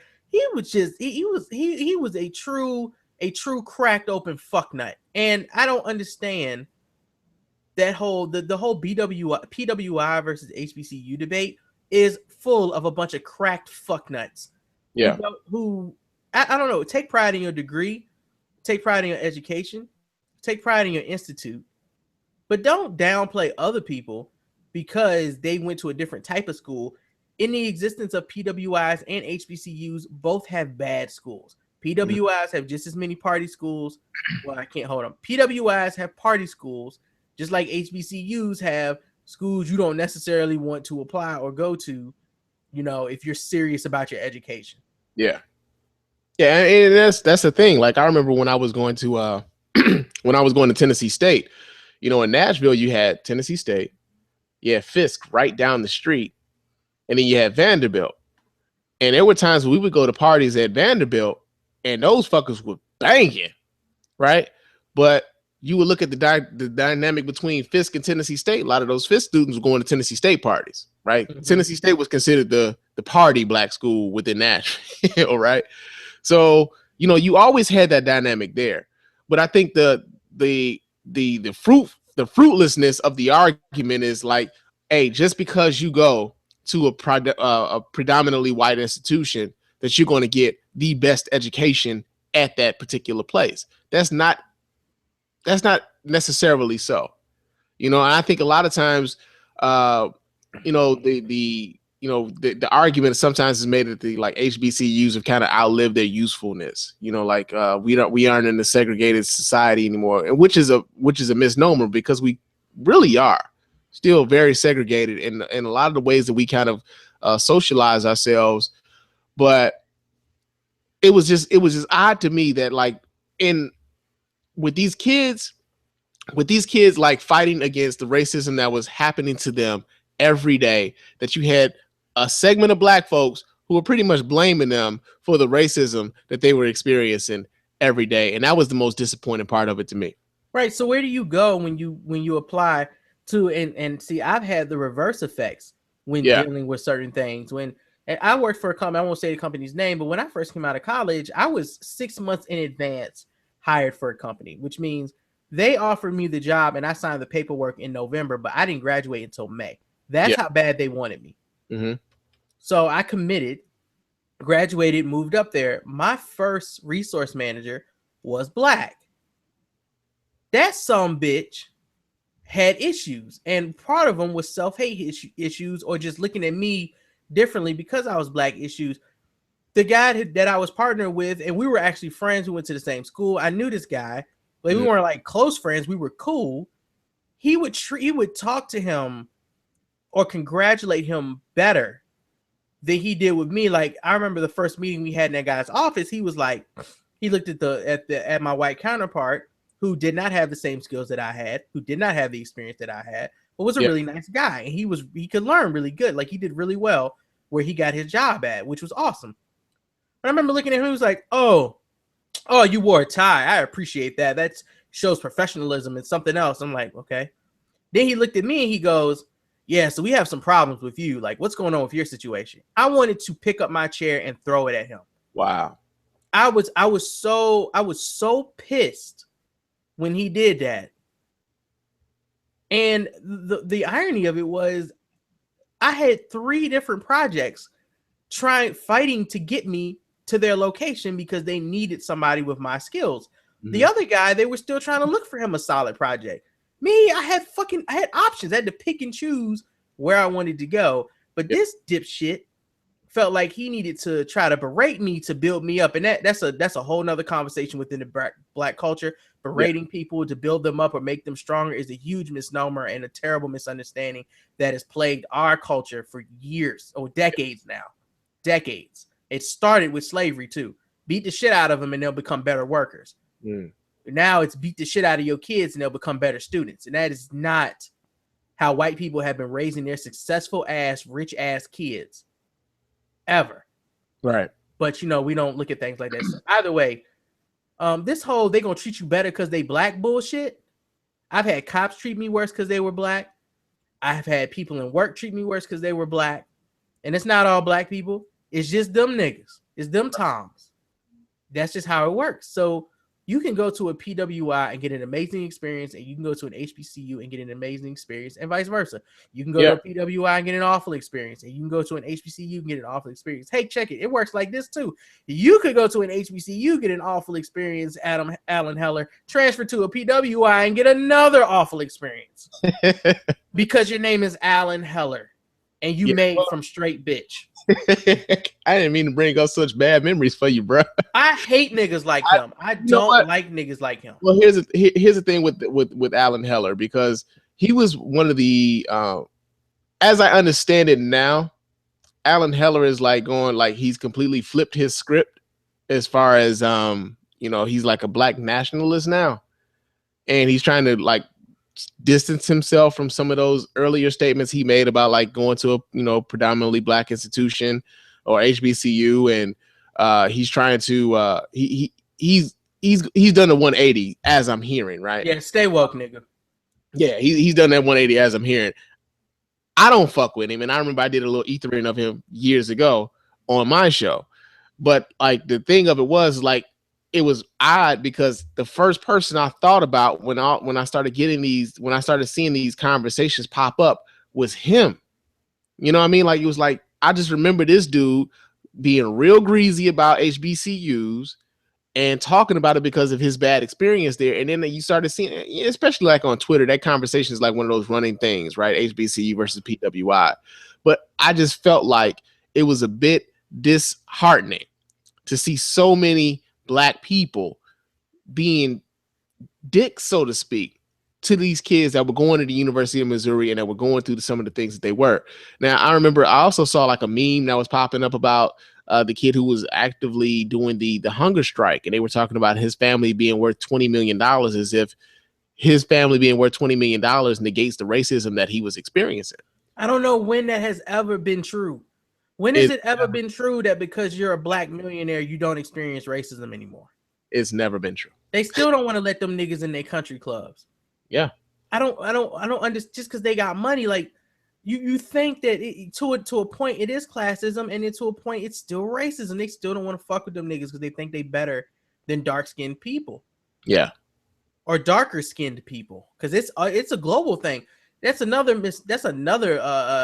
lie that people tell, is that racism is isolated to the Americans, and when you have people from other countries, they don't understand racism. That's complete bullshit. That is hugely bullshit. There are darker countries, like you go like to, was it like Taiwan or darker like countries where they have darker skinned Asian people, they are treated worse than lighter skinned ones. And the Aboriginals in Australia, like this, come on, this isn't an isolated thing. It's something about darker skin causing people to look at you, causing some people to look at other people lesser. Yeah, you don't even have to go that far away from America, right? I remember when I was in high school, we took a study trip to Guadalajara, Jalisco, Mexico. And there was like a zoo / amusement park that they had there where the garbage cans were Sambo figures, right? Of course. And so, we're from Chicago, group of students from Chicago, and they seeing us. And off top, it was like the idea was that because we were from America and we were in Guadalajara that we were rich. That was one assumption that they made. The second thing was they were overwhelmingly apologetic for the garbage cans because they saw our reactions to them, right? But the fact that they don't necessarily see us on the day-to-day, and this is how you regularly think of Black people in America, or just Black people period, was like, hey man, what the fuck is going on here? But that's the same discussion I had. So have you seen our live show? Oh no, did you hear the conversation? I don't know if you listened to Sanity, where Chris and I were just, I was telling Chris what happened Sunday at DC Podfest when he didn't come, and a conversation about race started. And so a conversation about race started, and it was myself, Ashley, Mary, maybe two other Black people in a room full of maybe like 30 or 40 people. Yeah. And was these two comedians doing their live. So we had to do live podcast presentations of our shows, or we would get a time slot to do our whole podcast. And this was a couple that, well, it was a couple of comedians, a male and a female, and they were really nice people. But one of the questions was, because what they would do is they would ask people in the audience to submit questions, and then they would answer those questions. That's what their whole podcast was. Give us questions, we'll answer them. So they had a question about, how do I get my grandmother to stop referring to Chinese people or Asian people as Chinamen? When she sees them, she's like 89 years old. Yeah. And when they were answering the question, one of them was like, well, you know, because I've had a family member or two like that. You kind of, when they do that, you correct them, and then you say to them, hey, you know it's not okay to say that anymore, like out in public and stuff, right? Like don't say that stuff outside like that. And one of the girls in the room was like this Black girl was looking around, and she was like in the back, why the fuck are you saying it at all? And she said exactly what myself, Mary, and Ashley were thinking. Why is your 89-year-old grandmother saying that at all? Why is she saying it in public? Why is she saying it in private? Like, why are you now condensing or consolidating your racism into one form? Yeah. Right? So then the conversation turned to that. It was like, you can't teach people who have been racist for 80-something years not to be racist, and at the same time, you can't expect us to believe they're not racist when they conveniently use racist terms. The reason that it was okay, the reason that she got accustomed to saying that shit so prevalently is because it was acceptable to say that shit amongst other fucking racists in this country that was being heavily racist. Yeah. But they knew it was wrong every time they said it, and they still said it because it was comfortable and convenient. Yeah. That the racism was there, very, very much there. And it's like, oh, like when you say things like, I get along with Black people just fine, you might have been racist at some point. If you have to say that. I've never said I get along with white people really well. No, I get along with people really well. I get along with people in general very well. It doesn't have anything to do with race. Yeah. And I think a lot of it is, I think it's with all the isms though, right? Like the racism, the classism, the homophobism, all of the isms. I think you run into that. So like, say for instance, there was a time where like I wasn't the most understanding of homosexuality, right? I had to come to an understanding in that. Like I had to grow the fuck up when it came to that particular issue. What is that transition like? Because like my sister is gay, and I've never, when I found out she was gay and I was like 15 or 16, I've never been bothered by that. Like when I found out she was gay, I was like, oh, that makes sense. Okay, cool. Well, I think a lot of it for me was just simply the environment in which I was around, right? So when you come up in an environment where everybody is saying that this is wrong, and you know they always have negative things to say about it, and you've grown up with this particular idea of what homosexuality is, not necessarily experiencing it, but just going off of this idea of what it is and how people look at it, I think it's very easy for you to fall in line with that line of thinking. And I think for me, that's pretty much what it was. Like I grew up with people, you know, the word faggot was something regularly thrown around, you know, like dykes was something that was regularly thrown around. Like that's just what it was. And so, and getting older and trying to understand how people become who they are, why people are the way that they are, just trying to understand, right? I think in that journey and just doing that and actively taking the time to try to figure out, hey, why is this? And how is this? And understanding it and growing into that understanding is where you start, maybe this isn't the way to kind of address these people. Or maybe this isn't the way to look at these people. Maybe this isn't the way for me to have this attitude about this, because everything I know about this is fucked up. Right. So I think for a lot of folks, whether you come to that understanding, I think it takes it has to take an active participant, right? You have to want to understand. The thing with racism, classism, homophobia, and everything else is the active want to understand. If you don't want to understand it, you ain't gonna get it. You just not, right? Like, no matter how much I would want to talk to a person who has the same ideas that I used to have, no matter how much I talk to them, they're looking at me like, come on, man, really? So, and once you flip that side, because this is, again, I've always been on the side of what the fuck is the problem that y'all have with gay people. And I'm wondering, like, for you to have transitioned over now to realizing that you were being a dickhole about the situation, when you hear other people around you who have not transitioned over into being better people, do you constantly feel the need to fight back, like to fight the correctness? Yeah, I see myself doing that quite a bit, and that's another. Well, I'm because I want to continue the question. So, which is easier, being homophobic or being not homophobic? Being homophobic is easier because because being homophobic means you're a part of the majority, in which a lot of times folks thinks that because more people think like me, that validates what I'm thinking, right? And I talk to people about this all the time. It's like, you do realize that at one point more people thought that the world was flat than didn't, right? That doesn't necessarily make you right, because you believe and you can bring up 5 or 6 more motherfuckers who said the same thing that you did, that makes you right. No, that just means y'all have a consensus. Y'all are wrong in the consensus, but that just means it's more you motherfuckers who thinking the same dumb shit. So it's a lot easier to be homophobic because so many people are homophobic and they think there's nothing wrong with it.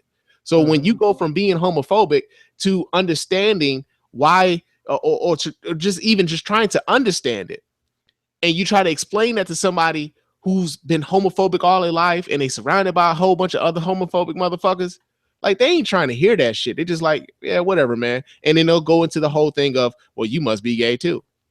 Right? It's like with racism, when, like, say for instance, if a white person was empathetic to the plight of a black person, they start calling them nigger lover, right? You get that same dynamic. So it's like with the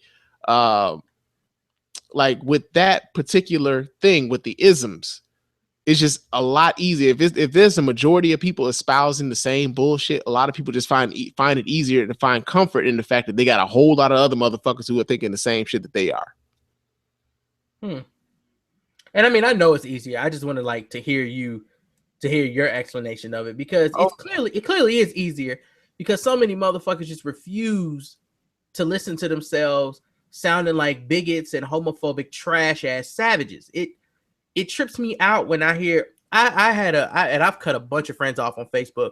Yeah. I don't associate with them fuck niggas anyway. But I've had people, I was in a thread a while ago and somebody was talking about, they said something about Caitlyn Jenner. They said something about somebody, and then a female came in there and she dumb as fuck too. And she came in there and she was like, and they gay. And the dude who originally started the post, well, I'm not saying that it's bad because they gay, you know what I'm saying? It was about if my son came out gay. That's what it was. Yeah. Dude was like, I ain't got no problem with gay people. I got gay friends, but I can't have my son being gay. That's like crazy. And I walked in there and I was just like, whole lot of homophobia in here. I know how to fix that. And I unfollowed him. But before I unfollowed him, the last message I got from him was, how the fuck you figure we homophobic? Nigga, cause you homophobic. I'm so tired of explaining to people why they homophobic. Motherfucker, you homophobic. If you say shit like, why gay people always gotta be gay, you homophobic. If you say shit like, I can't have a gay son or daughter, you homophobic. If you say shit like, man, why they always having these gay pride parades, nigga, you homophobic. If you say shit like, well, I get along with gay people and I think they're cool, but it's just not right because the Bible says so, you're homophobic. All of these things, this whole I'm nice to them, so I'm a good person, right? No, motherfucker, you homophobic and you're a terrible ass person. You're a terrible person. You're actually worse than people who flat out tell them they don't like them because they're gay. You're worse because you act fake around them and you get up in their faces and you smile and you shake their hands, but you go back and you wash your hand real quick because they're gay. Because you homophobic, dude. Yeah. It's disgusting. It's the same thing that white people do to black people. I've had black people over for dinner. I like black people. I'll hire a black person. If you have to prove that you aren't something, you probably are.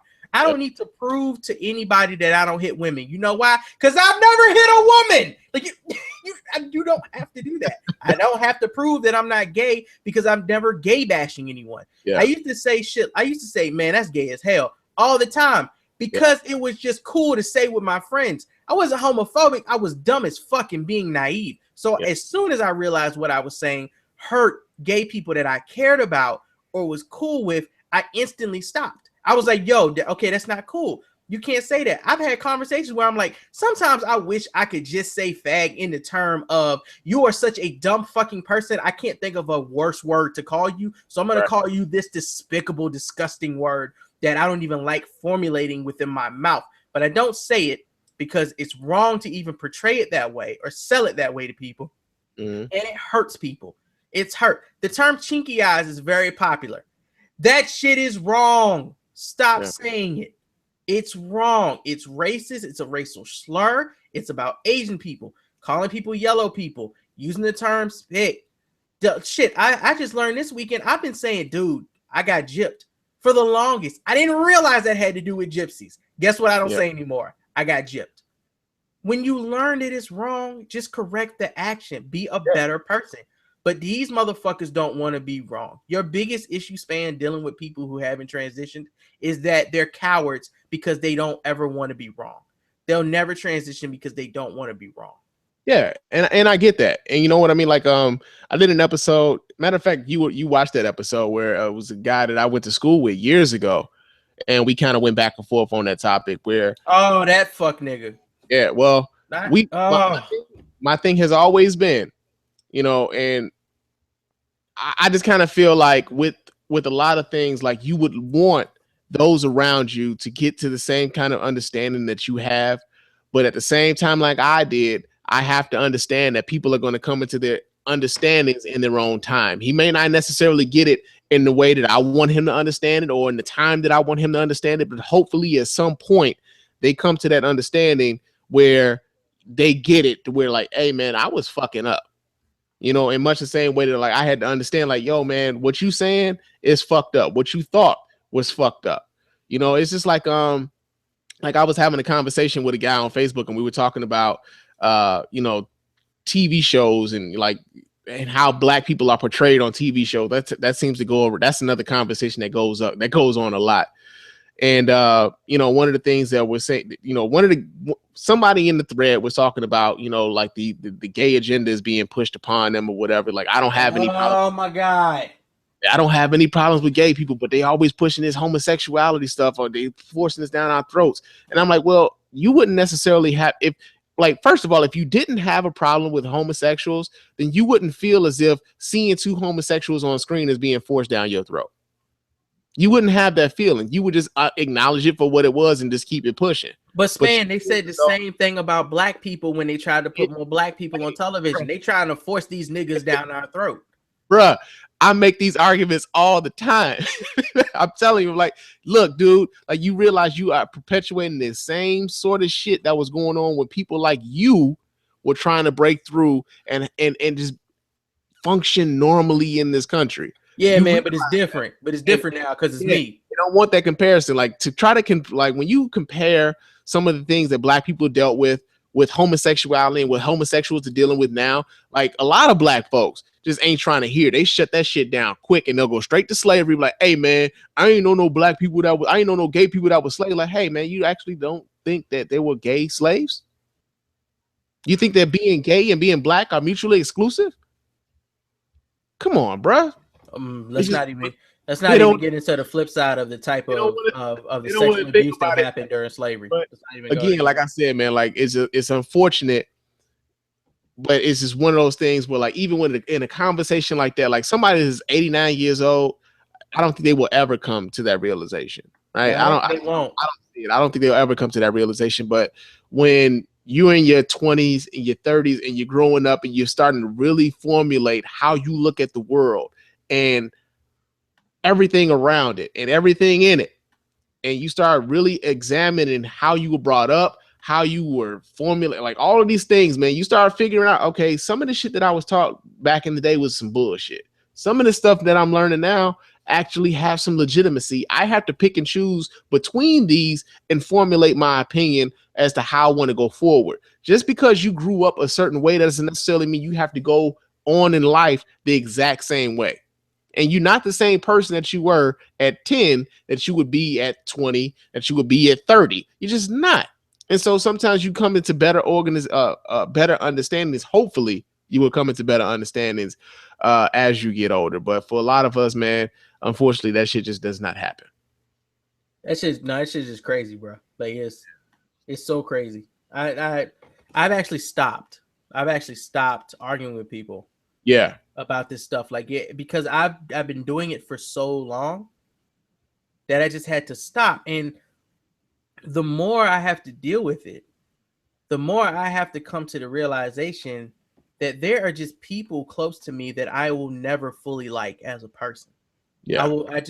We will be able to talk about things, we'll be able to laugh and have fun, but in the back of my mind, I will not like this person because I know that they don't like, that they have a particular type of hate that I just cannot fully trust that person with. And it sucks. But I've definitely come to just cutting people off with the quickness. Yeah. Like if I see you spouting that shit, I've lost a lot of friends and family because I'll just be like, one, I don't even talk to them. Two, if you saying dumb shit like that, I don't want to talk to you, period. I don't even want to talk to you at all. I see you at a family reunion, what's up? And I'll keep it moving. We ain't got nothing to talk about. Yeah. We could both be Destiny fanatics. You start talking about, man, that gay shit, we ain't got nothing to talk about, homie. It's like 500 million people playing Destiny right now. We ain't got nothing to talk about, homie. Yeah. I mean, I've had to like I had one of my partners, man, dude used to stay with us when we were younger. Like he's like actively live with us, man. He was a pallbearer at my mother's funeral and everything. And we had a falling out over it because, you know, he was going on and on about this is, I think, right after the same-sex marriage was legalized in America. And he was going on and on about this is some bullshit, man. Why they doing this, man? This is against God and everything else. And I kind of checked him like, hold up, player. Like, you know, if you really trying to go the religious route and you talking about why this is wrong, like, hey, man, you got like 4 kids that you out of wedlock like a motherfucker. And you got 4 of them. Like, you don't see anything wrong in that, but you find fault in what's going on over there. Nah, but this is different. They always say that this is different. It's always different. So as long as you can focus your attention on what somebody else got going on and not necessarily, you know, look at what you got going on at home, then it's easy to kind of just like condemn some shit. I'm like, but dude, like, if you really want to get religious about it, there's a lot of shit that you do that I could point out, and you post the shit on Facebook every day that's flat out against what you say you believe in, but you do it all the time anyway. Why? Because you want to. It's bananas, bro. Like I got a cousin who is cool. I talk to him on Facebook, but man, if I could get that man and sit him down in the room, I'd be like, bro, why do you hate women so much? Because every day my man is posted something about how these women is hoeing for attention on every day. I could go to let me go to this page, right? I guarantee you, if I go to this page right now. If you tell a lot of these dudes that they hate women, they wouldn't believe you, or they won't. They would think it's preposterous because they like fucking women, but that's all they like women for. That's it. Where's that? Here we go. One of them, females need too much attention, bro. That's one. So I go into 7-Eleven and a female says, "Damn, you tall." I simply say, "Yep." Then she said, "You look like a player." Like, what the fuck does that mean? Like this, I'm like, dude, why you hate women so much, bro? Why are you so angry at women? He really has this thing about like women trying to get attention and asking for likes and niggas falling for the thirst traps online. It comes off as this, man, y'all know these women out here just trying to trap you niggas. Like, why the fuck y'all keep falling for this shit? Yeah. And I just wanted, like, he's not a bad dude. He's a cool dude. I just want to be like, man, what is up with you and these women, bro? Like, why you always posting shit about these hood boogers? Like, believe me, I have no bias towards either sex. Yeah. And I have no problem calling something what it is. If you a hood booger, you a hood booger. Whether you a nigga or whether you a chick or a dude, they both can be hood boogers. Right. I use bitch genderlessly. I use it for males more than I use it for females at this point. Yeah. You a bitch in a hot second to me if you do some old bitch shit. That has nothing to do with a woman, with you being a woman or you being a guy. It has nothing to do with you being a pussy. It has to do with you being an awful person or an annoying person, a very, very annoying person. Right. I just it's a constant struggle to, and I guess it is being PC, but for me it's not being PC. For me it's being a better person. Like, y'all need to be better as people. And y'all so upset about how people treat you and how people talk to you and they look down on you and they perceive you to be a certain way, or they don't give you the same treatment, and there's no equal this, no equal justice, no equal rights, no equal care. You know, you trip and fall in the street, people don't give a fuck what happens to you. Black men die on television, nobody gives a fuck what happens to us. You have all of these worries and these fears that you want to fix and you want to stop from happening in this country, and you want fair this and fair that, and then you over here calling somebody a faggot. Yeah. I'm just like, be a better person, and then other people be better people to you. Or how about this? How about there be no how about there be no perks to it, or there be no reward for it outside of just knowing the fact that you are a better person than these other people? That's how I get off, honestly. Yeah. Well, you know, like, one of the things, I think I even made a meme about it. Like, one of the things is, like, people haven't necessarily gotten that epiphany that sometimes the face of oppression could look just like you.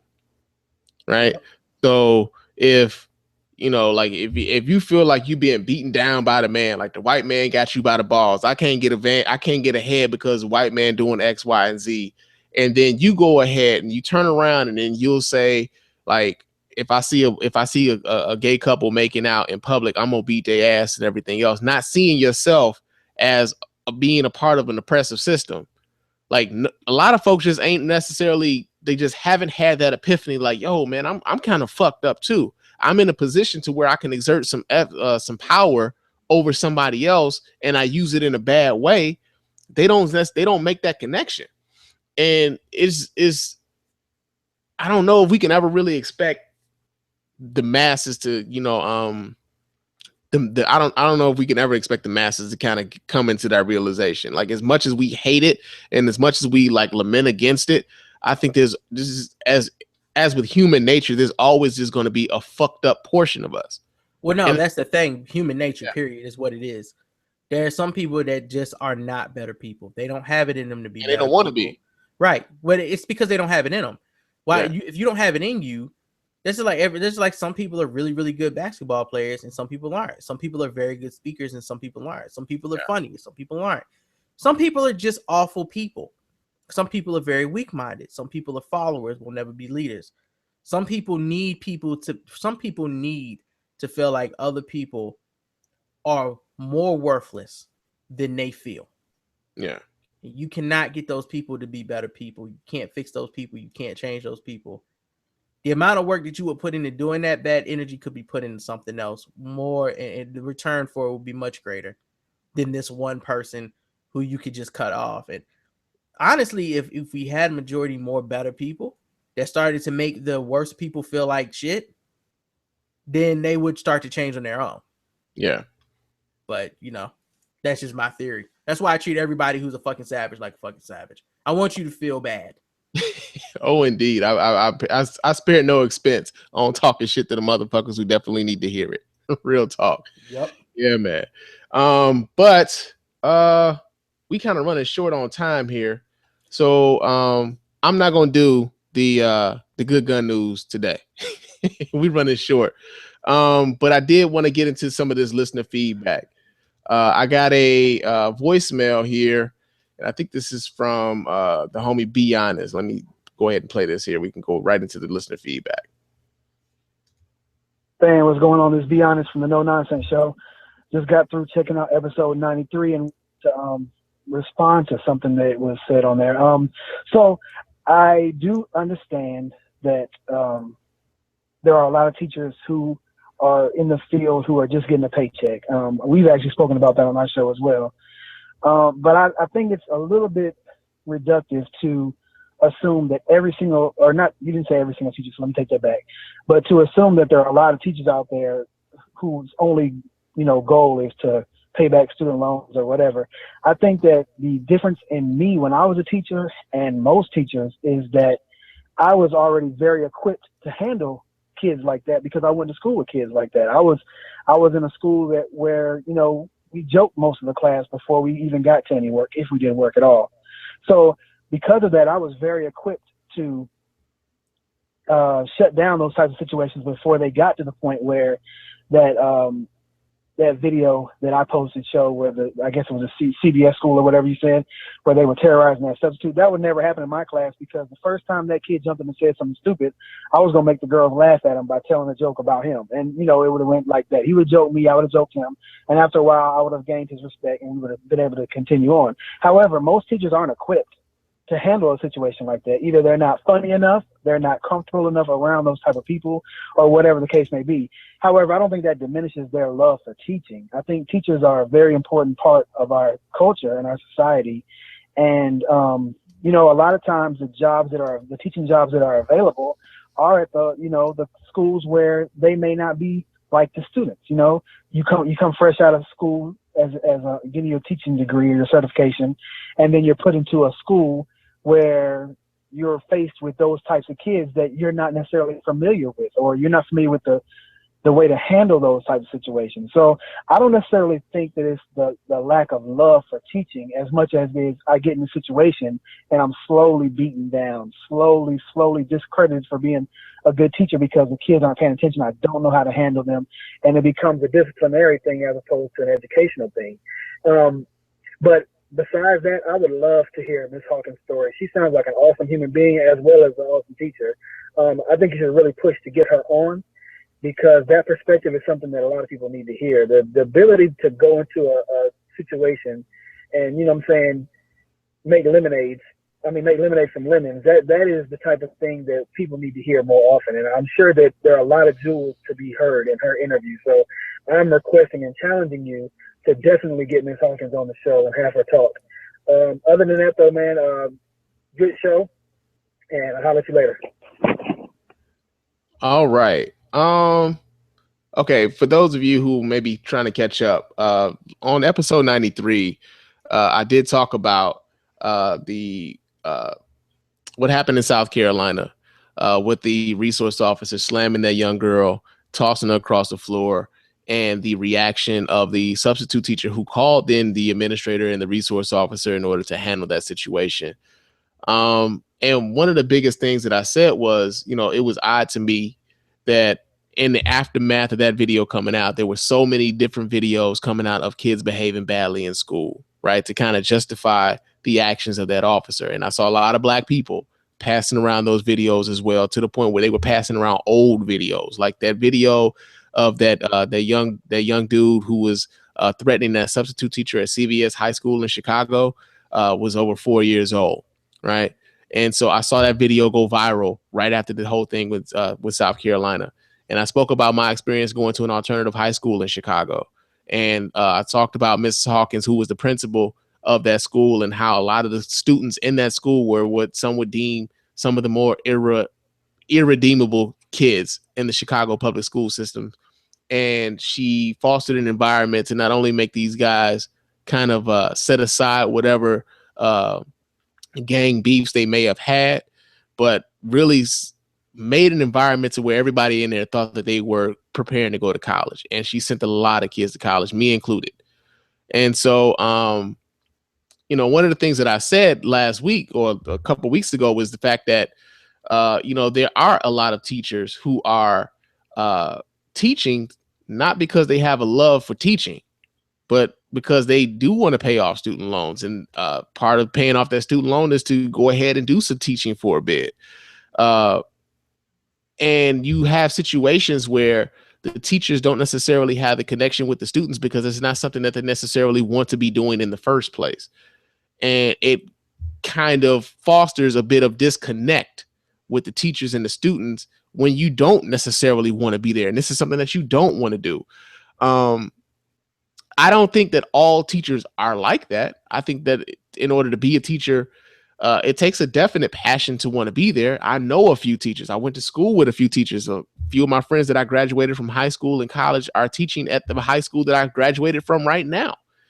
But it's one of those things, man, to where I just kind of felt like with that teacher in that particular instance, in that situation, he could have done a hell of a lot more than just stand to the side and allow that resource officer to sling that girl in the way that he did and to act as if he had no problem with what was going on.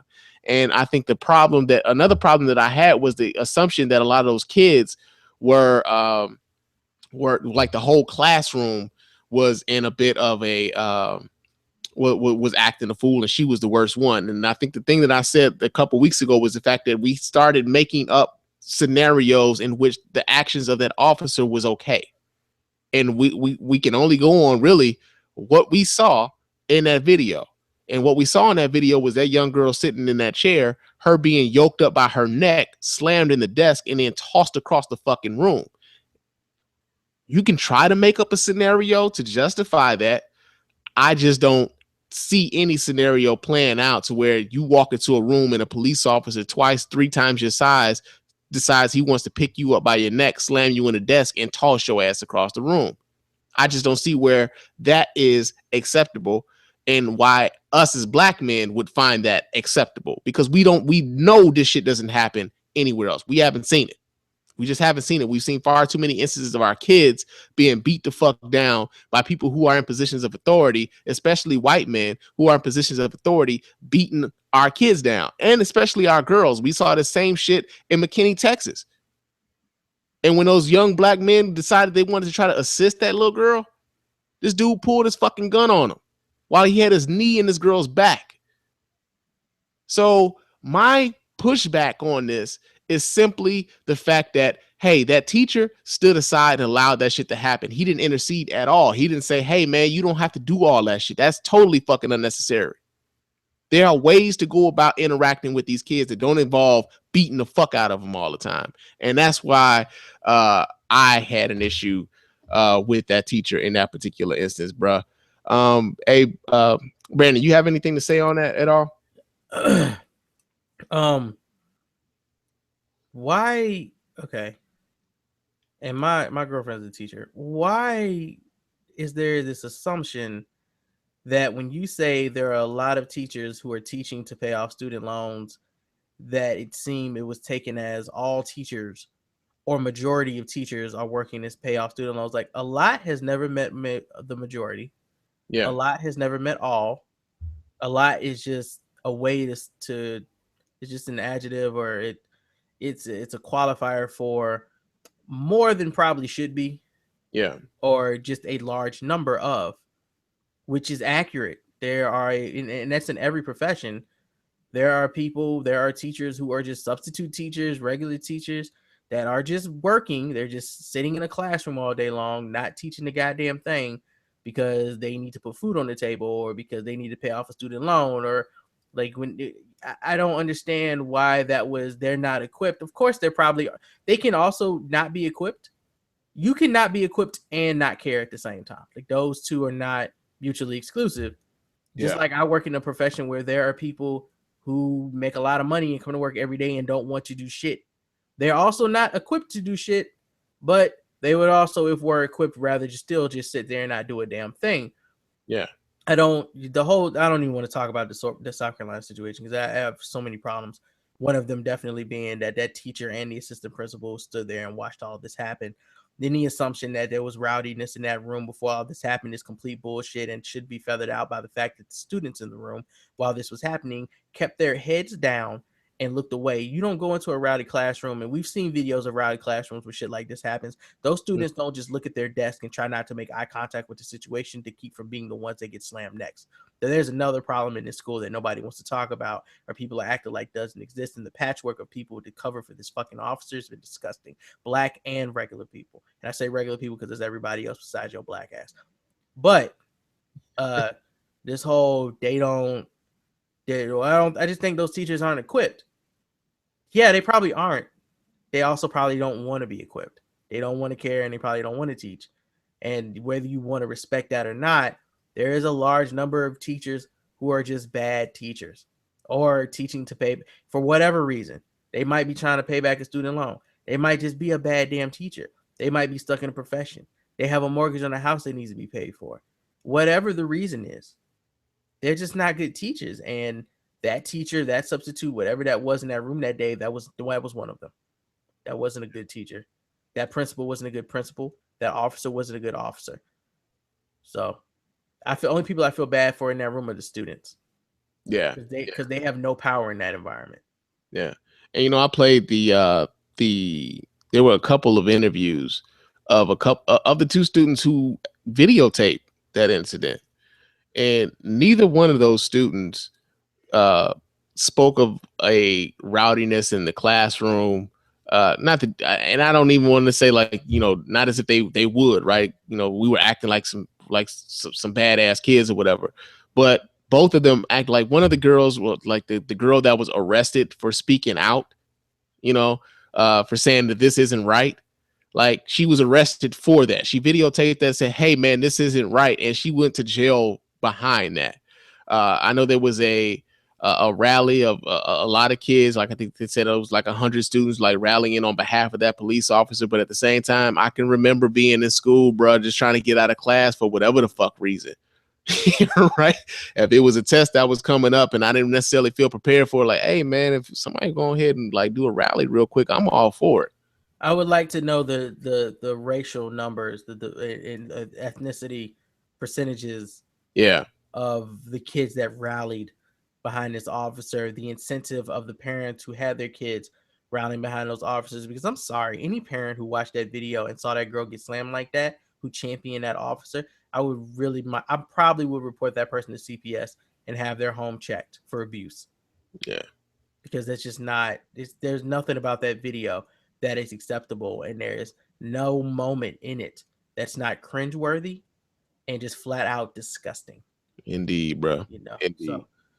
But that was the listener feedback portion of the show. Shout out to Be Honest over at the No Nonsense Show, bro. I appreciate you calling in, and I hope to hear from you again soon, brother. Real talk. But it's about time for us to get out of here. I know you got you got another show that you're supposed to be on, and I do too. Yeah, so before you get out of here, brother, let the people know how they can get in touch with you over at Where's My 40 Acres, man. Yeah, you can find my long-winded yelling in the back ass at where'smy40acres.com. That's where'smy40acres.com. We do a show every week. It usually drops Thursday morning. So you can download that from your favorite podcast app. Is it Pocket Cast or Podcast Addict or Beyond Pod or iTunes? Whatever you use to subscribe. Stitcher is not one that I recommend at the moment because they're continuously having issues with streaming these shows on the network. And if you want to send us an email, you can always find me. You can always get any information you need to get from me at Phenom Blak. That's PHENOMBLAK. No C, please. On Twitter, on Xbox One. You can find us podcast at where'smy40acres.com. Well, no, facebook.com/where'smy40acres on Facebook. If you punish yourself by being there most of your time doing this social media thing. Other than that, man, I appreciate being on the show, bro. It's always good conversations, man. Indeed, man. Indeed. Before I get out of here, I got to let you guys know, right after this show, I'm going to be a guest on the Shoot from the Hip podcast. The homie Montoya's from the Beating the Block podcast just came out with another show. So we're going to be on there chopping it up a bit. He wants to talk some tech shit, and I'm all for it. So that's what we're going to be doing after the end of this particular episode of the Spann Report. But before we get out of here, I got to remind you how to get in touch with me here and let your voice be heard. You can hit the hotline up at area code 313-288-0485. That's area code 313-288-0485. Leave those voice messages. I will play them here on the show and respond to them in kind. You can also email the show at feedback@thespannreport.com. That's feedback@thespannreport.com. I'll read them, respond to them, same as the voicemails. Ass Hat of the Week submissions. Go ahead and send them. Ass Hat at thespanreport.com. Send me those submissions. We'll talk about the motherfuckers right here on the show. Give me a review, iTunes and or Stitcher. Hopefully they'll be 5 stars. I'll read those 5-star reviews here on the show, and I will thank you right here on the show as well. And for all of your Spann Report needs, man, go to www.thespanreport.com. This video of the podcast will be available there. All of the podcasts are available there. All of the interviews, everything is at thespanreport.com, man. So go there for your one-stop shop. Everything Spann Report related. I want to thank you again, brother, for coming on to the show, man. Real talk. Yeah, right, man. Always appreciate it. Always. All right, man. And until next time, fam. Peace. Peace.